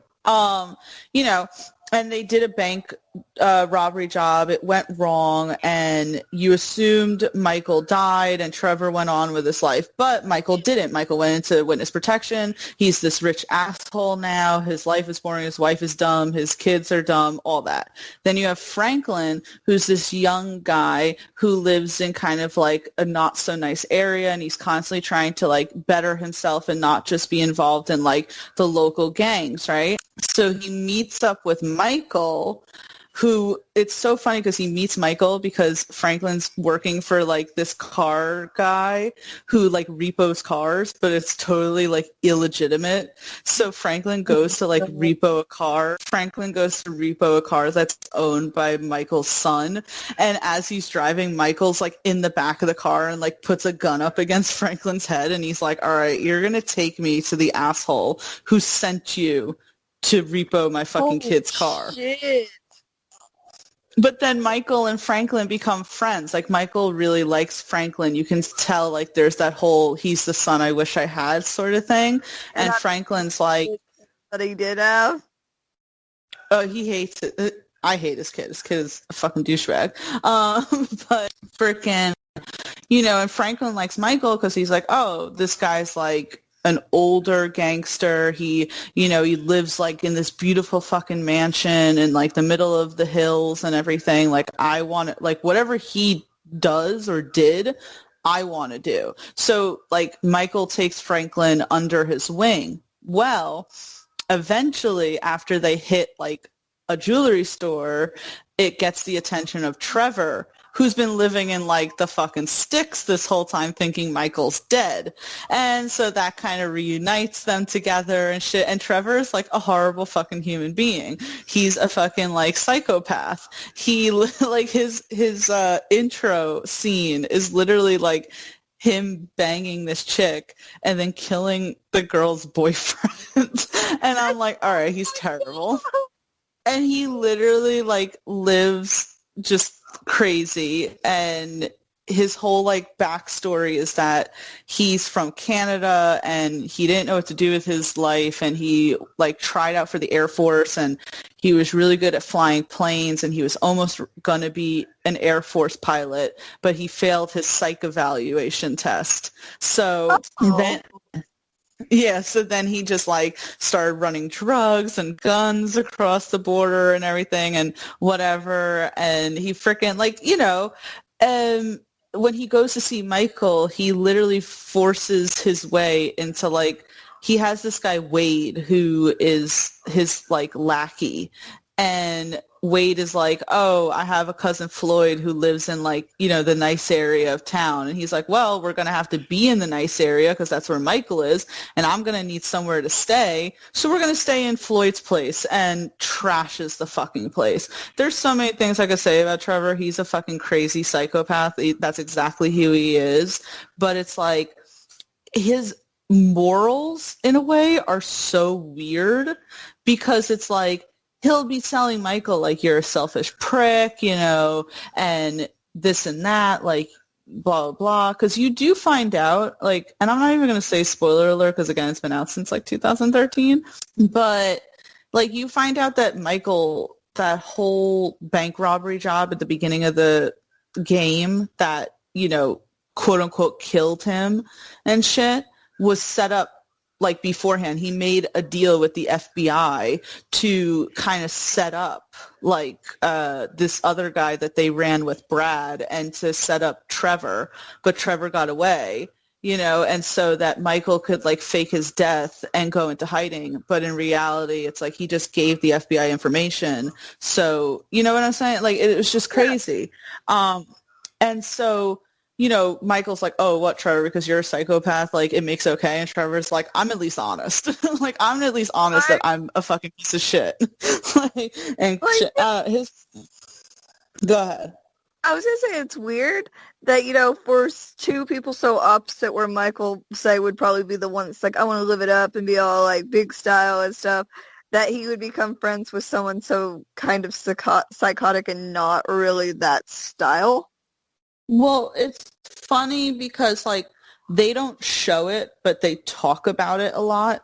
Because when we see Michael, he's in this gorgeous fucking mansion that has, like, a pool, its own tennis court, his kids don't have to work. His wife, cheats on him all day long with the tennis coach, with the fucking yoga teacher and shit.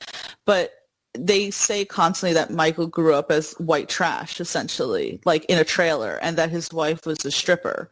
So he's like, that's what I originally am. So I'm sure that when he first met Trevor, he was more on Trevor's level, but then became not on his level. But Trevor's like fucking morality is so weird because when he first reunites with Michael, he learns that Michael's daughter is trying out for this show called Fame or Shame, which is an American Idol knockoff.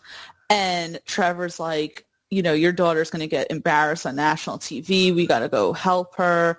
And you see that the daughter was being like sexualized by the douchebag producer. And Trevor's like, that little girl sat on my lap when she was 2 years old. I'm not going to let you do that to her. And it's like, Trevor, you literally kill people. You literally like murder people and like kidnap people. But you have some. Oh, I was telling Brittany, as you're doing the game, you can pick up like random hitchhikers or whatever. There's several things where someone will be like, I'm too drunk, can you drive me home? And you can literally take them to a cult where they pay Trevor to do that. And I'm like, what the fuck is going on? Your voice is cracking me up.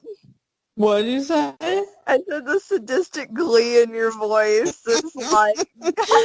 Wait, no, there's one scene that cracks me up in it. So there's at some point in the game where like Michael catches his wife cheating on him with like his tennis instructor, and he finds the tennis instructor at this house and like pretty much pulls the house down off of the hill.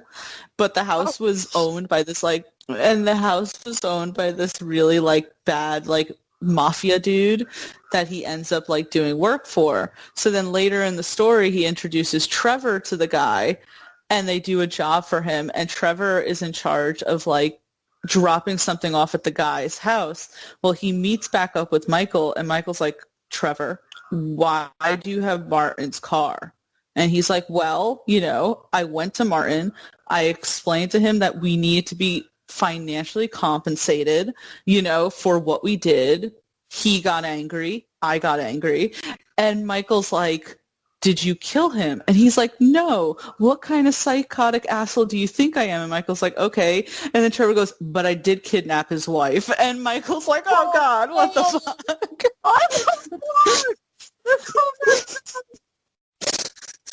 Dude, I love that. I love that you love him, though, because I totally agree. There's a reason people really do love him. And as much shit as I give you for it, I would be the exact same. It's just, what it is? Because it's like, I know that he's a crazy athlete. You would never want to meet a person like Trevor in your life. But when you have the three people, right? And again, all great characters. Like Franklin is an amazing character because he's not jaded by the world like Trevor and Michael are, right? So he's kind of on this like good path. It's so funny because he's always like, I want to do good for myself, and I'm like, you should stay away from Michael then. Like, you want to do good for yourself by robbing bigger banks, apparently. But it's Grand Theft Auto. You don't want to be a part of that culture and everything, but this part's fine. Right. And then Michael is just like, jaded asshole, But again, I like playing as him as well. But Trevor's just not trying to be anyone else other than him fucking self. Like, he's always just I don't know, honest about himself, I guess. So to me, I feel like you have more fun, and I like his side missions better too. I think that, like, again, that you could take people to a cult. I think that's fucking hilarious. I'm like, only in a game, only in this game. Like, it's so funny. So Trevor Phillips is voiced by Stephen Ogg, who played Psymon on The Walking Dead. And I showed Brittany this clip that I found where Stephen was talking about how at some convention a girl apparently handed him her like college thesis about why Trevor Phillips has like female fans, and he was saying that he thinks that's kind of strange because it's like women who write serial killers in prison, and the girl was like, oh well, I'm one of those girls who thinks Trevor Phillips is attractive, and he was just like, okay, go away from me. That was hilarious. I was just like, where he's like, ugh. Like where he was like, oh, I feel like I insulted her, but oh my god, this bitch is crazy kind of look. Yeah, I just thought that was fucking hilarious. And I told Brittany, I'm like, of course she's one of them. Why would she spend so long writing an essay if she didn't feel that way? Well, college papers are like 40 pages long. Oh my god. So I would definitely say that Trevor Phillips is like one of my favorite characters in a video game, just because he's ridiculous. And my number one, by the way, will play very much onto why I like Trevor a lot in GTA 5. But yeah, that's my character for number 3. Hope you enjoyed that, Brittany. Talking about how much. Just me talking about how much I'm obsessed with freaking GTA 5. Girl, I don't blame you for a second. Well, thank you. I appreciate it. But Brittany, we're down to the last 2 in our top 10 favorite video game characters. What's your number 2? I'm gonna go with Joel from The Last of Us because yes, in a video game. So, Tia knows, I have a soft spot for the story of someone that's gone through something tragic, and so they're really hardened and mean, but someone softens their heart kind of stories. And that basically is what that entire story is about. And I'll kind of shorten it down a little bit just because of, like, timing and everything.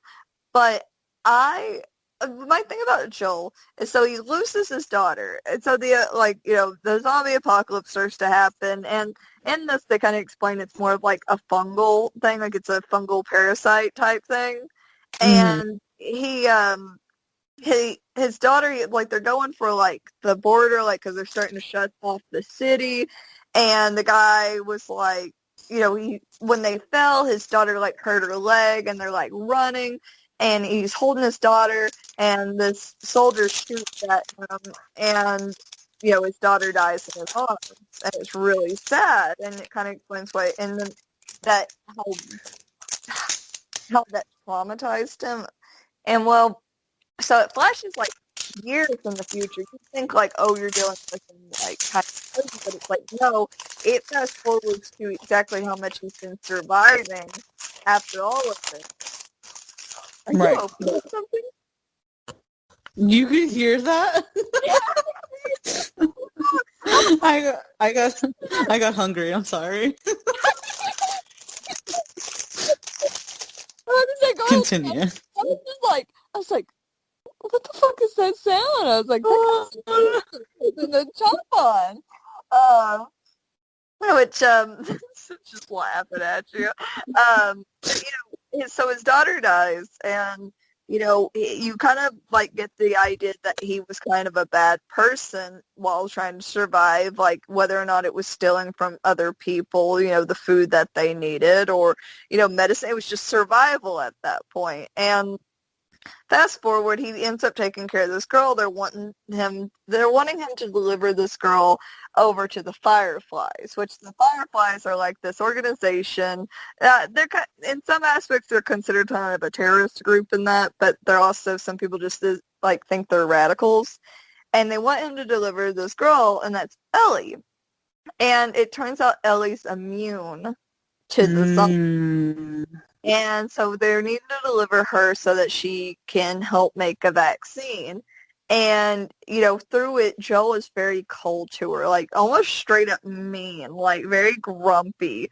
And she's kind of like hardening too because, she's lost her entire family, but I think it's like she was born in the apocalypse, right? So it's kind of like all she's ever known because it has been years and years. Well, basically, it's just like their whole development of like, I'm trying to think, I'm not explaining it very well because I'm a little stuttery because there's so much that goes into it. But I love Joel because it's like you can tell he's afraid of getting hurt again. He's afraid to love her, if that makes sense. He's afraid to get attached, and he's afraid to, because she's like at the age right now where she was like almost the exact same age as his daughter when she died. And they do have similarities, but not the same. And, I think he has one at some point where he has a freak out where he's like, you're not her. And she's like, I know, and, because she does kind of like start to warm up to him like a father and, get really attached to him. But this is going to be a spoiler alert, even though the game did come out on PS3, like early on to the PS3. So they end up, he does get her to where they're going to make the vaccine, and they tell him, she kind of gets put under to get like the surgery, and he's kind of like just now realizing I think they get like knocked out or something, and the organization finds them. And the lady's telling him, is like, oh, yeah, we're going to make it, but, it involves, basically she has to die for it. And after he's, like, gotten so attached to her, and he's, like, basically, like, I'm not going to lose her again. And, this whole thing is how badly she's wanted to get to these people because she has this talk where she's like, I want to help people. I want to do something good for the people. I want to help, make the world normal again and, make people stop dying. But Joel goes on a fucking killing spree and, she's still under. He ends up saving her and, and the doctor's like, the people are like, do you not realize, you're dooming all of us. She is the only one. And he ends up accidentally killing the only doctor that could make that vaccine, or at least what you assume. You know what I mean? That could make it, and he grabs her while she's still under anesthesia, and he runs off with her. And the end of the movie, it's basically a movie. He holds her and he takes her, and she wakes up in the car, and she's like, "Oh, did we find the fireflies?" And he's like, "Yeah, it didn't. They couldn't do anything." And he lies to her. The whole thing, because the whole thing was is that. And in the second game, and here's the spoiler for that, she does find out what Joel did. And, they had a big falling out because she's like, you didn't give me a choice. You didn't let me decide what I wanted. She's like, I would have chose to, give up my life to do that. And he's like, I know. And, but he's, and they kind of have that big falling out where they don't talk very much for a couple of years because he's raised her up to this point. But it's almost like he doesn't mind because he's like, he has at some point where he does tell her, he's like, even if it was selfish, even if it was the most fucked up thing, even if I damned humanity, he's like, it was all worth it for you. Basically, he shouldered all of it because he just loved her so much he wanted her to live. And he's like, I know that's selfish, but, here we are. And he has a moment where he leans in and he tells her, and he's like, but basically says, if I could do it all over again, I would do the exact same fucking thing. And I think it kind of hurts her because she's like, are you not listening to me? But she's starting to realize, he has no regrets about it. But it's incredibly sad because, so here's the spoiler alert. Joel dies at the beginning of the second game. He ends up getting killed by the doctor's daughter that he killed in the first one. And she beats him to death with a golf club. And it's really sad. I sobbed and sobbed and sobbed.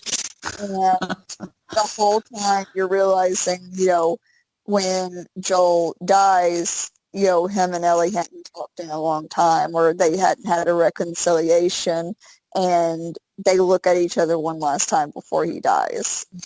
But at the very end of the second the second game, they actually, turns out they did have a talk that night where he told her, he's like, I wouldn't have changed anything and I don't regret anything. And they were starting to like reform their connection when he died. And makes me sob talking about it. I cried so much.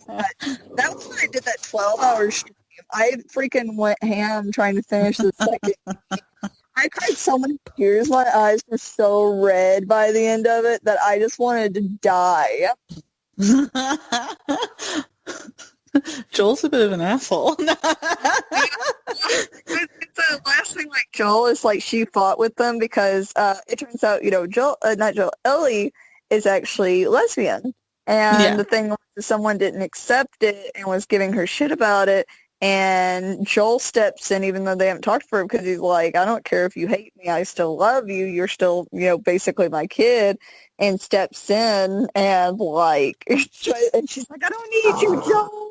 And that's why I hope they change that ending. I'm fine with her hating him. I'm not fine. Nobody likes the way that Joel died in the second one. You should have been on Twitter, like in that part of the Twitterverse when that happened. People were fucking pissed. And I'm sorry for all the spoilers, just so you know, that's like so depressing. I sobbed. There was a lot of tears. I hated myself. Yeah. No, I mean, the dynamic, I've not played The Last of Us. I've heard about it, like, how could you not? But the dynamic between Joel and Ellie seems to me, from an outsider's point of view, something very similar to Logan and Laura, and then Mando and Baby Yoda.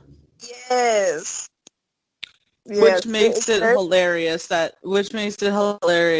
Pedro Pascal is playing Joel, because it's like, oh, you already have experience. But still, I wish it would have gone to what's his name? You know who I'm talking about. The guy who played Jaime Lannister in Game of Thrones, Nikolaj. I just want to know if he would have been able to do a Southern accent, because Joel is... No. I mean, he was able to do a pretty good American accent in Shot Caller. He looks exactly like Joel. I saw people kind of circulating that around before they announced it was Pedro Pascal. Like, I love Pedro Pascal, and because I don't have an attachment to the game, I'm like, that's great for me. I'm cool with it. But I saw pictures and I was like, but Nikolaj looked really similar. Tia, I should buy you Last of Us for the PS4. So I can cry watching it? Cry playing it? But it'll feel so good while you cry. But at least I know what happened, so it's not a surprise, I guess. That's true. That would have been even better, though. I would have liked to see your heart break. Oh my god. Do you sometimes watch like video game movies? Yes. Like where they do just the cut scenes and they take out all the like gameplay, because I did that with GTA 5. I just watched the cut scenes. I did that with Outlast, after I played it and stuff, and I was like, oh man, I want the story part of it. Oh my god. Remember Eddie Gluskin?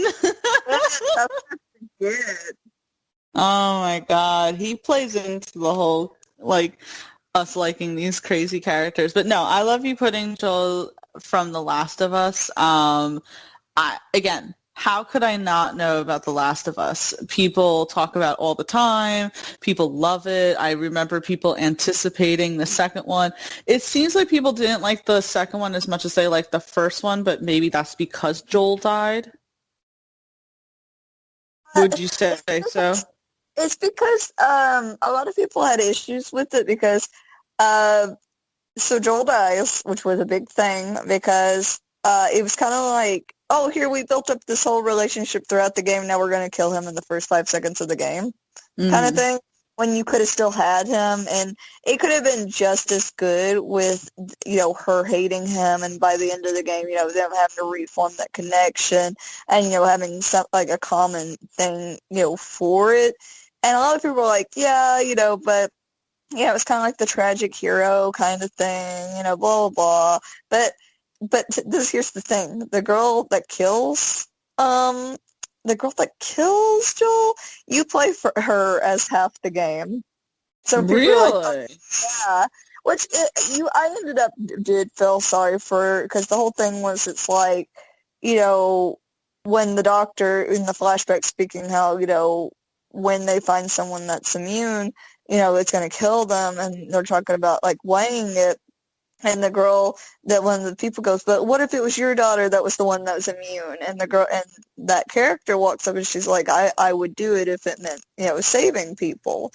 And the doctor's like, if it was my own daughter, I'd do it too. So for her, it was like the ultimate slap in the face that someone wouldn't be willing to allow someone, especially that's not even their own child, to not do something that would save all of them, and her dad died. And you do see she was a lot sweeter character. Also, I sobbed because there's a certain part in the game where a dog attacks you, right? And it won't stop attacking you, and you have to kill it.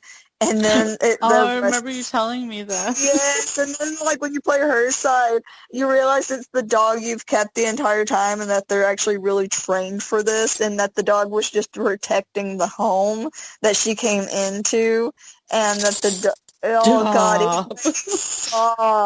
and then, because, in the game, you always see these dogs attack you, right? And they're always so vicious.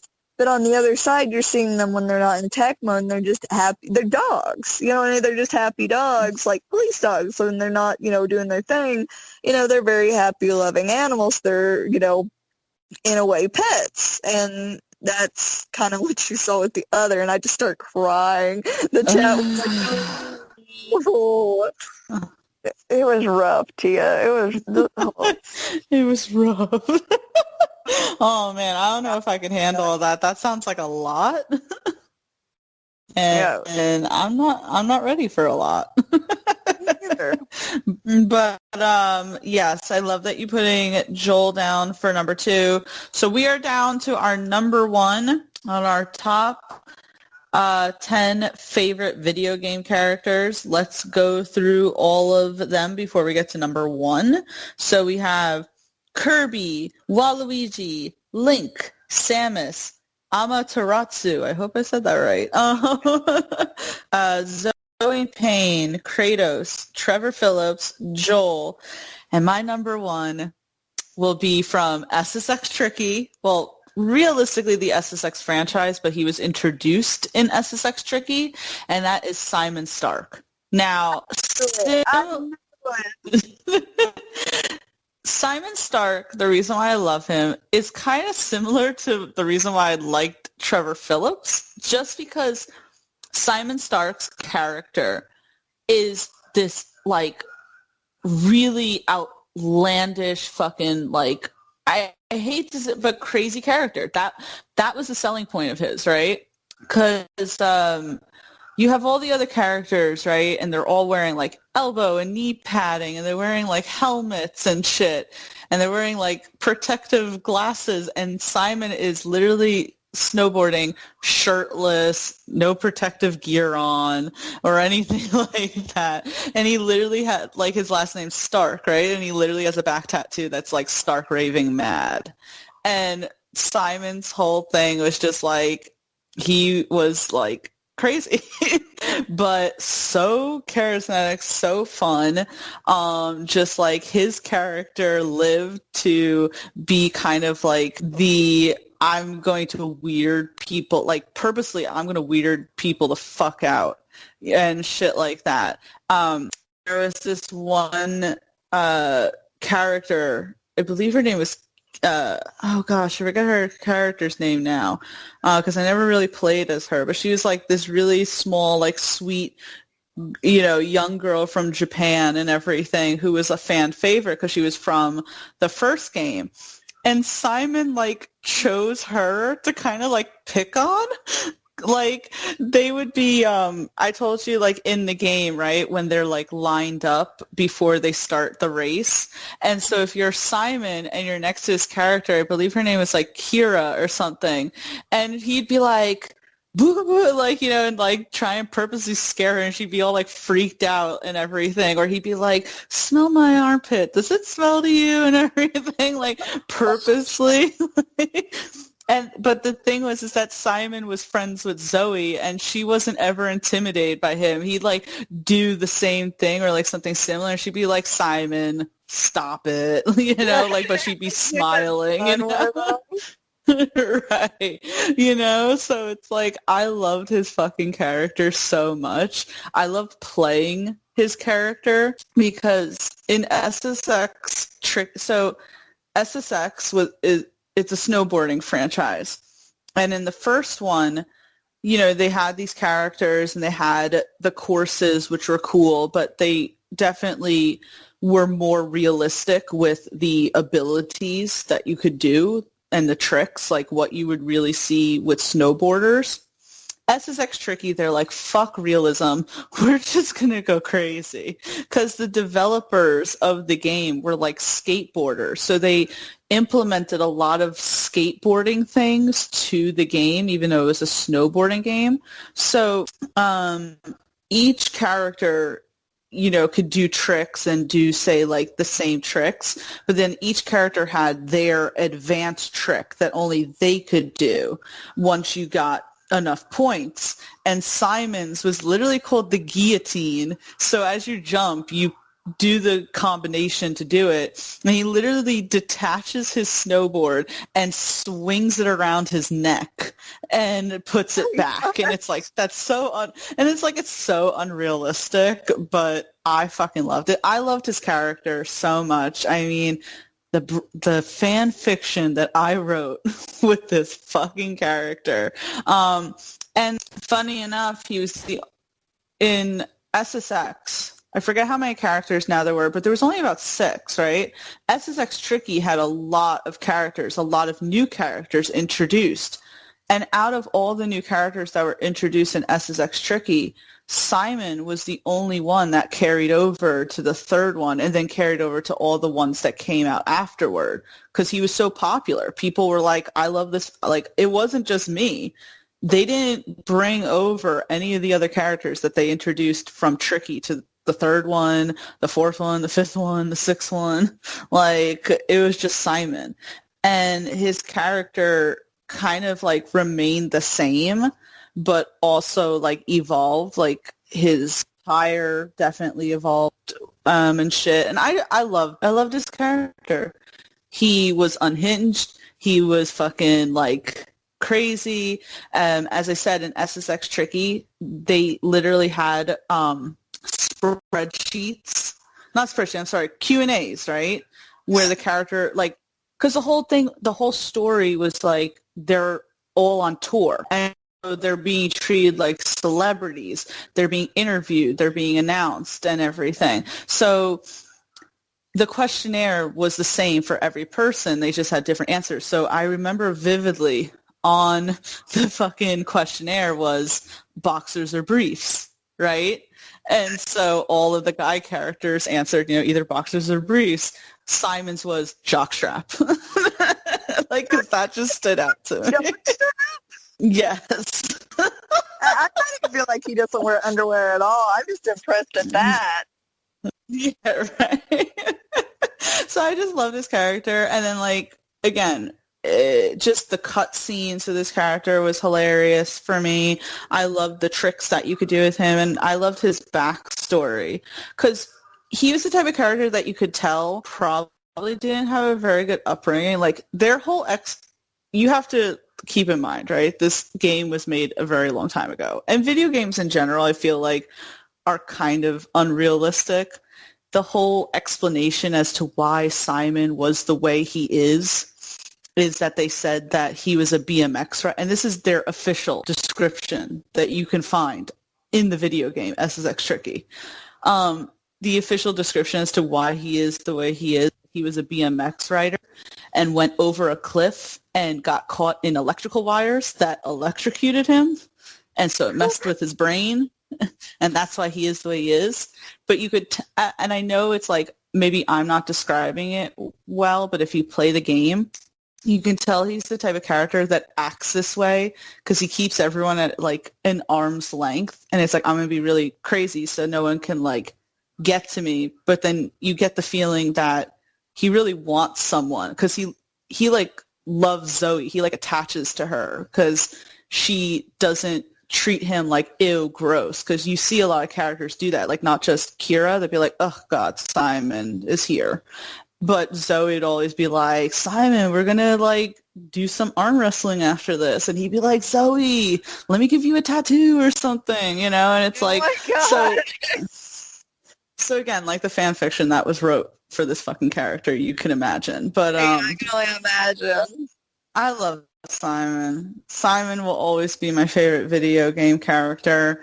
I loved all the shit, and again, the amount of like effort they put in for SSX Tricky was crazy, because in the game they showed you each of the actors who voice them and say their like method, and the guy that they got for Psymon, I forget the guy's name now, but he's like a circus dude who's known for like swallowing swords and putting like spoons up his nose and shit. So like he was saying, as he was getting in touch for Psymon, he would literally be in the studio like fucking shoving a spoon up his nose as he's like saying the line and everything. And I'm like, I love this crap.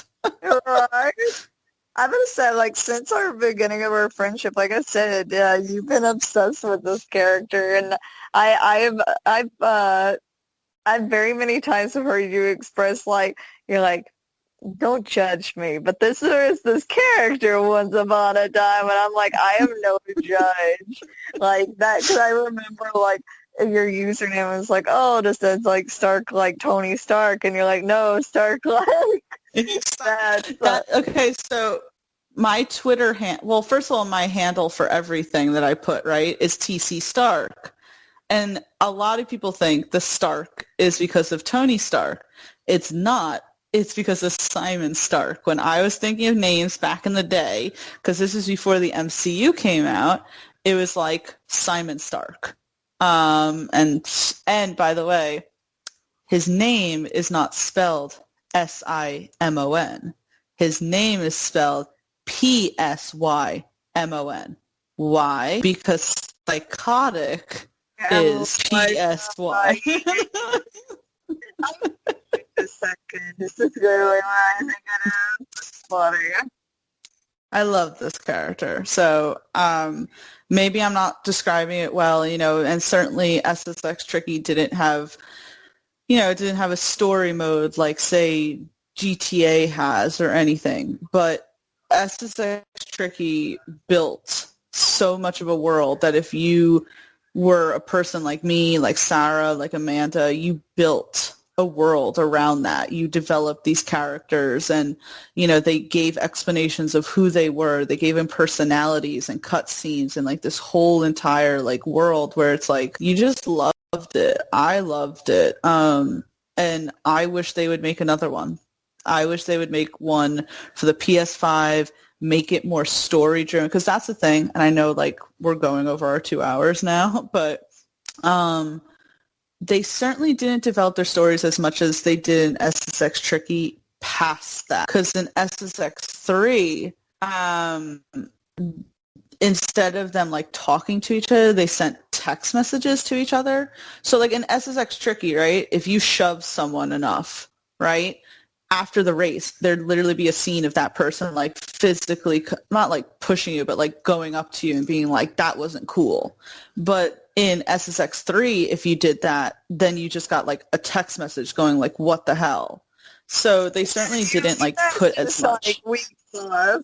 Yeah, exactly. So I'm like, if they made another because they came out with an SSX in 2012, and it was such a treat for fans because it was everything that we loved about SSX Tricky, but updated, you know? It was like they went back and listened to the fans. So it's like, if they made another one and just updated it, brought in some new characters, but gave it more of like a story mode cutscene and shit, oh my fucking God. When I tell you that shit would sell so hard because the fandom is still out there. We're still out there, man. So it would just sell so much. That's funny. Yeah, you're like, even after all these years, I still love it. Oh my God. If I was like sitting one day at home and you text me going, hey, Tia, guess what? And it's like, what, Brittany? Are they did Black Widow get delayed again? You'd be like, no, they're making SX for the PS5. I would fucking like get out of bed. I'd start like, what can I sell to buy the PS5 so that I can buy this game when it comes out? What kidney do I have to sell? Remake would be nice. What'd you say? I said even like a remake would be nice, like a remaster.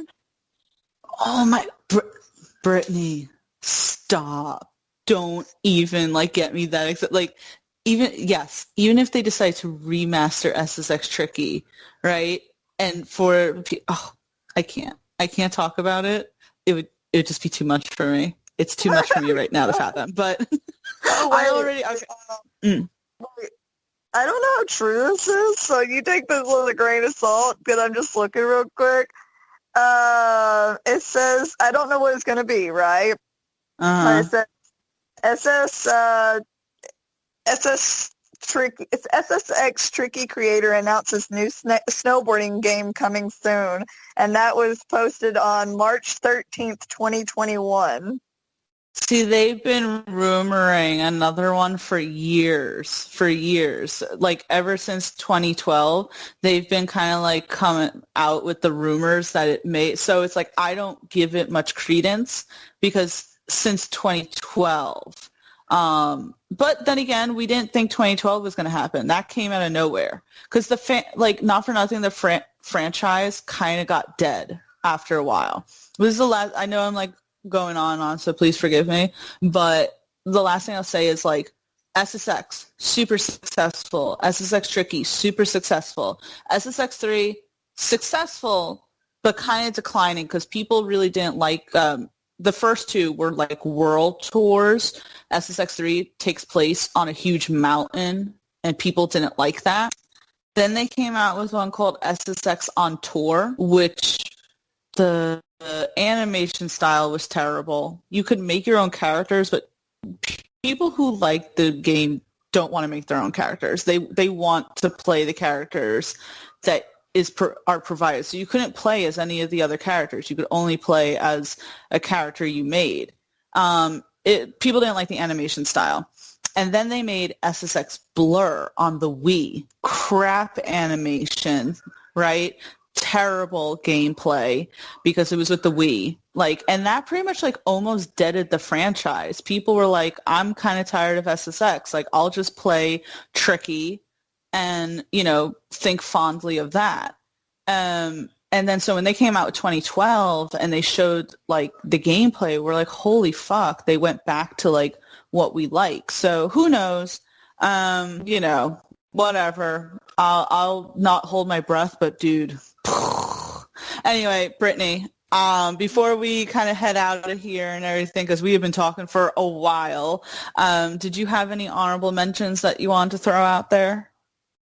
I can't think of anything besides just Star Fox, Mario, the normal ones, Ganon. It's like those ones that you really love, but that didn't quite make it into the 5. Yeah, no, exactly. I'd say even Sonic, even though I wouldn't say he's huh? I said Sonic. Yeah, I wouldn't say he's my favorite, but I actually played the Sega Genesis. I had a friend who had it. So, Sonic is classic, Mario, obviously. So, yeah, I think I kind of got all of the characters that I love out there. So I think we did a great job. High five, virtual high five there. But Brittany, this has been a fantastic top 10. Because we're talking about video games and you are a fantastic streamer, please let everyone know where they can find you. So you can always find me at Twitch at Itty Bitty Brit. Now I want to start playing Okami again. I want to play some of these games that I love so much.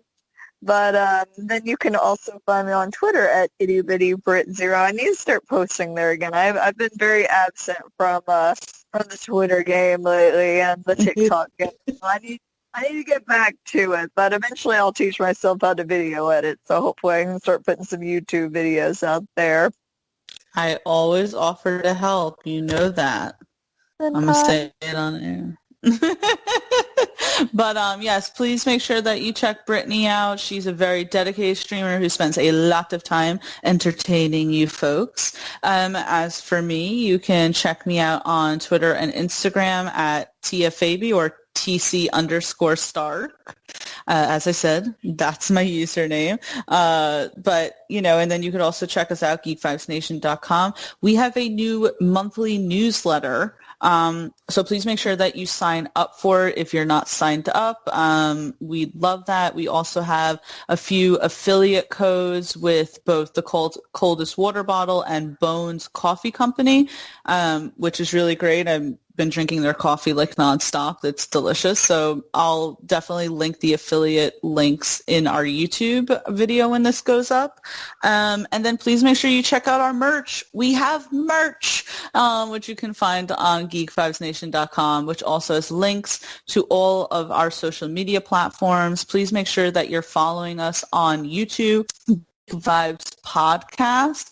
My latest interview is with Donal and Brienne Gleeson from Frank of Ireland. That was a lot of fun, so please make sure you check that out. And please make sure you check out my interview with Leo DeLuglio from Who Killed Sarah, which is a fantastic Netflix show. But Brittany, this has been great. I can't wait to do this again next week. Everyone, let us know who your favorite video game character is, and we will see you next time. Bye. Bye, guys.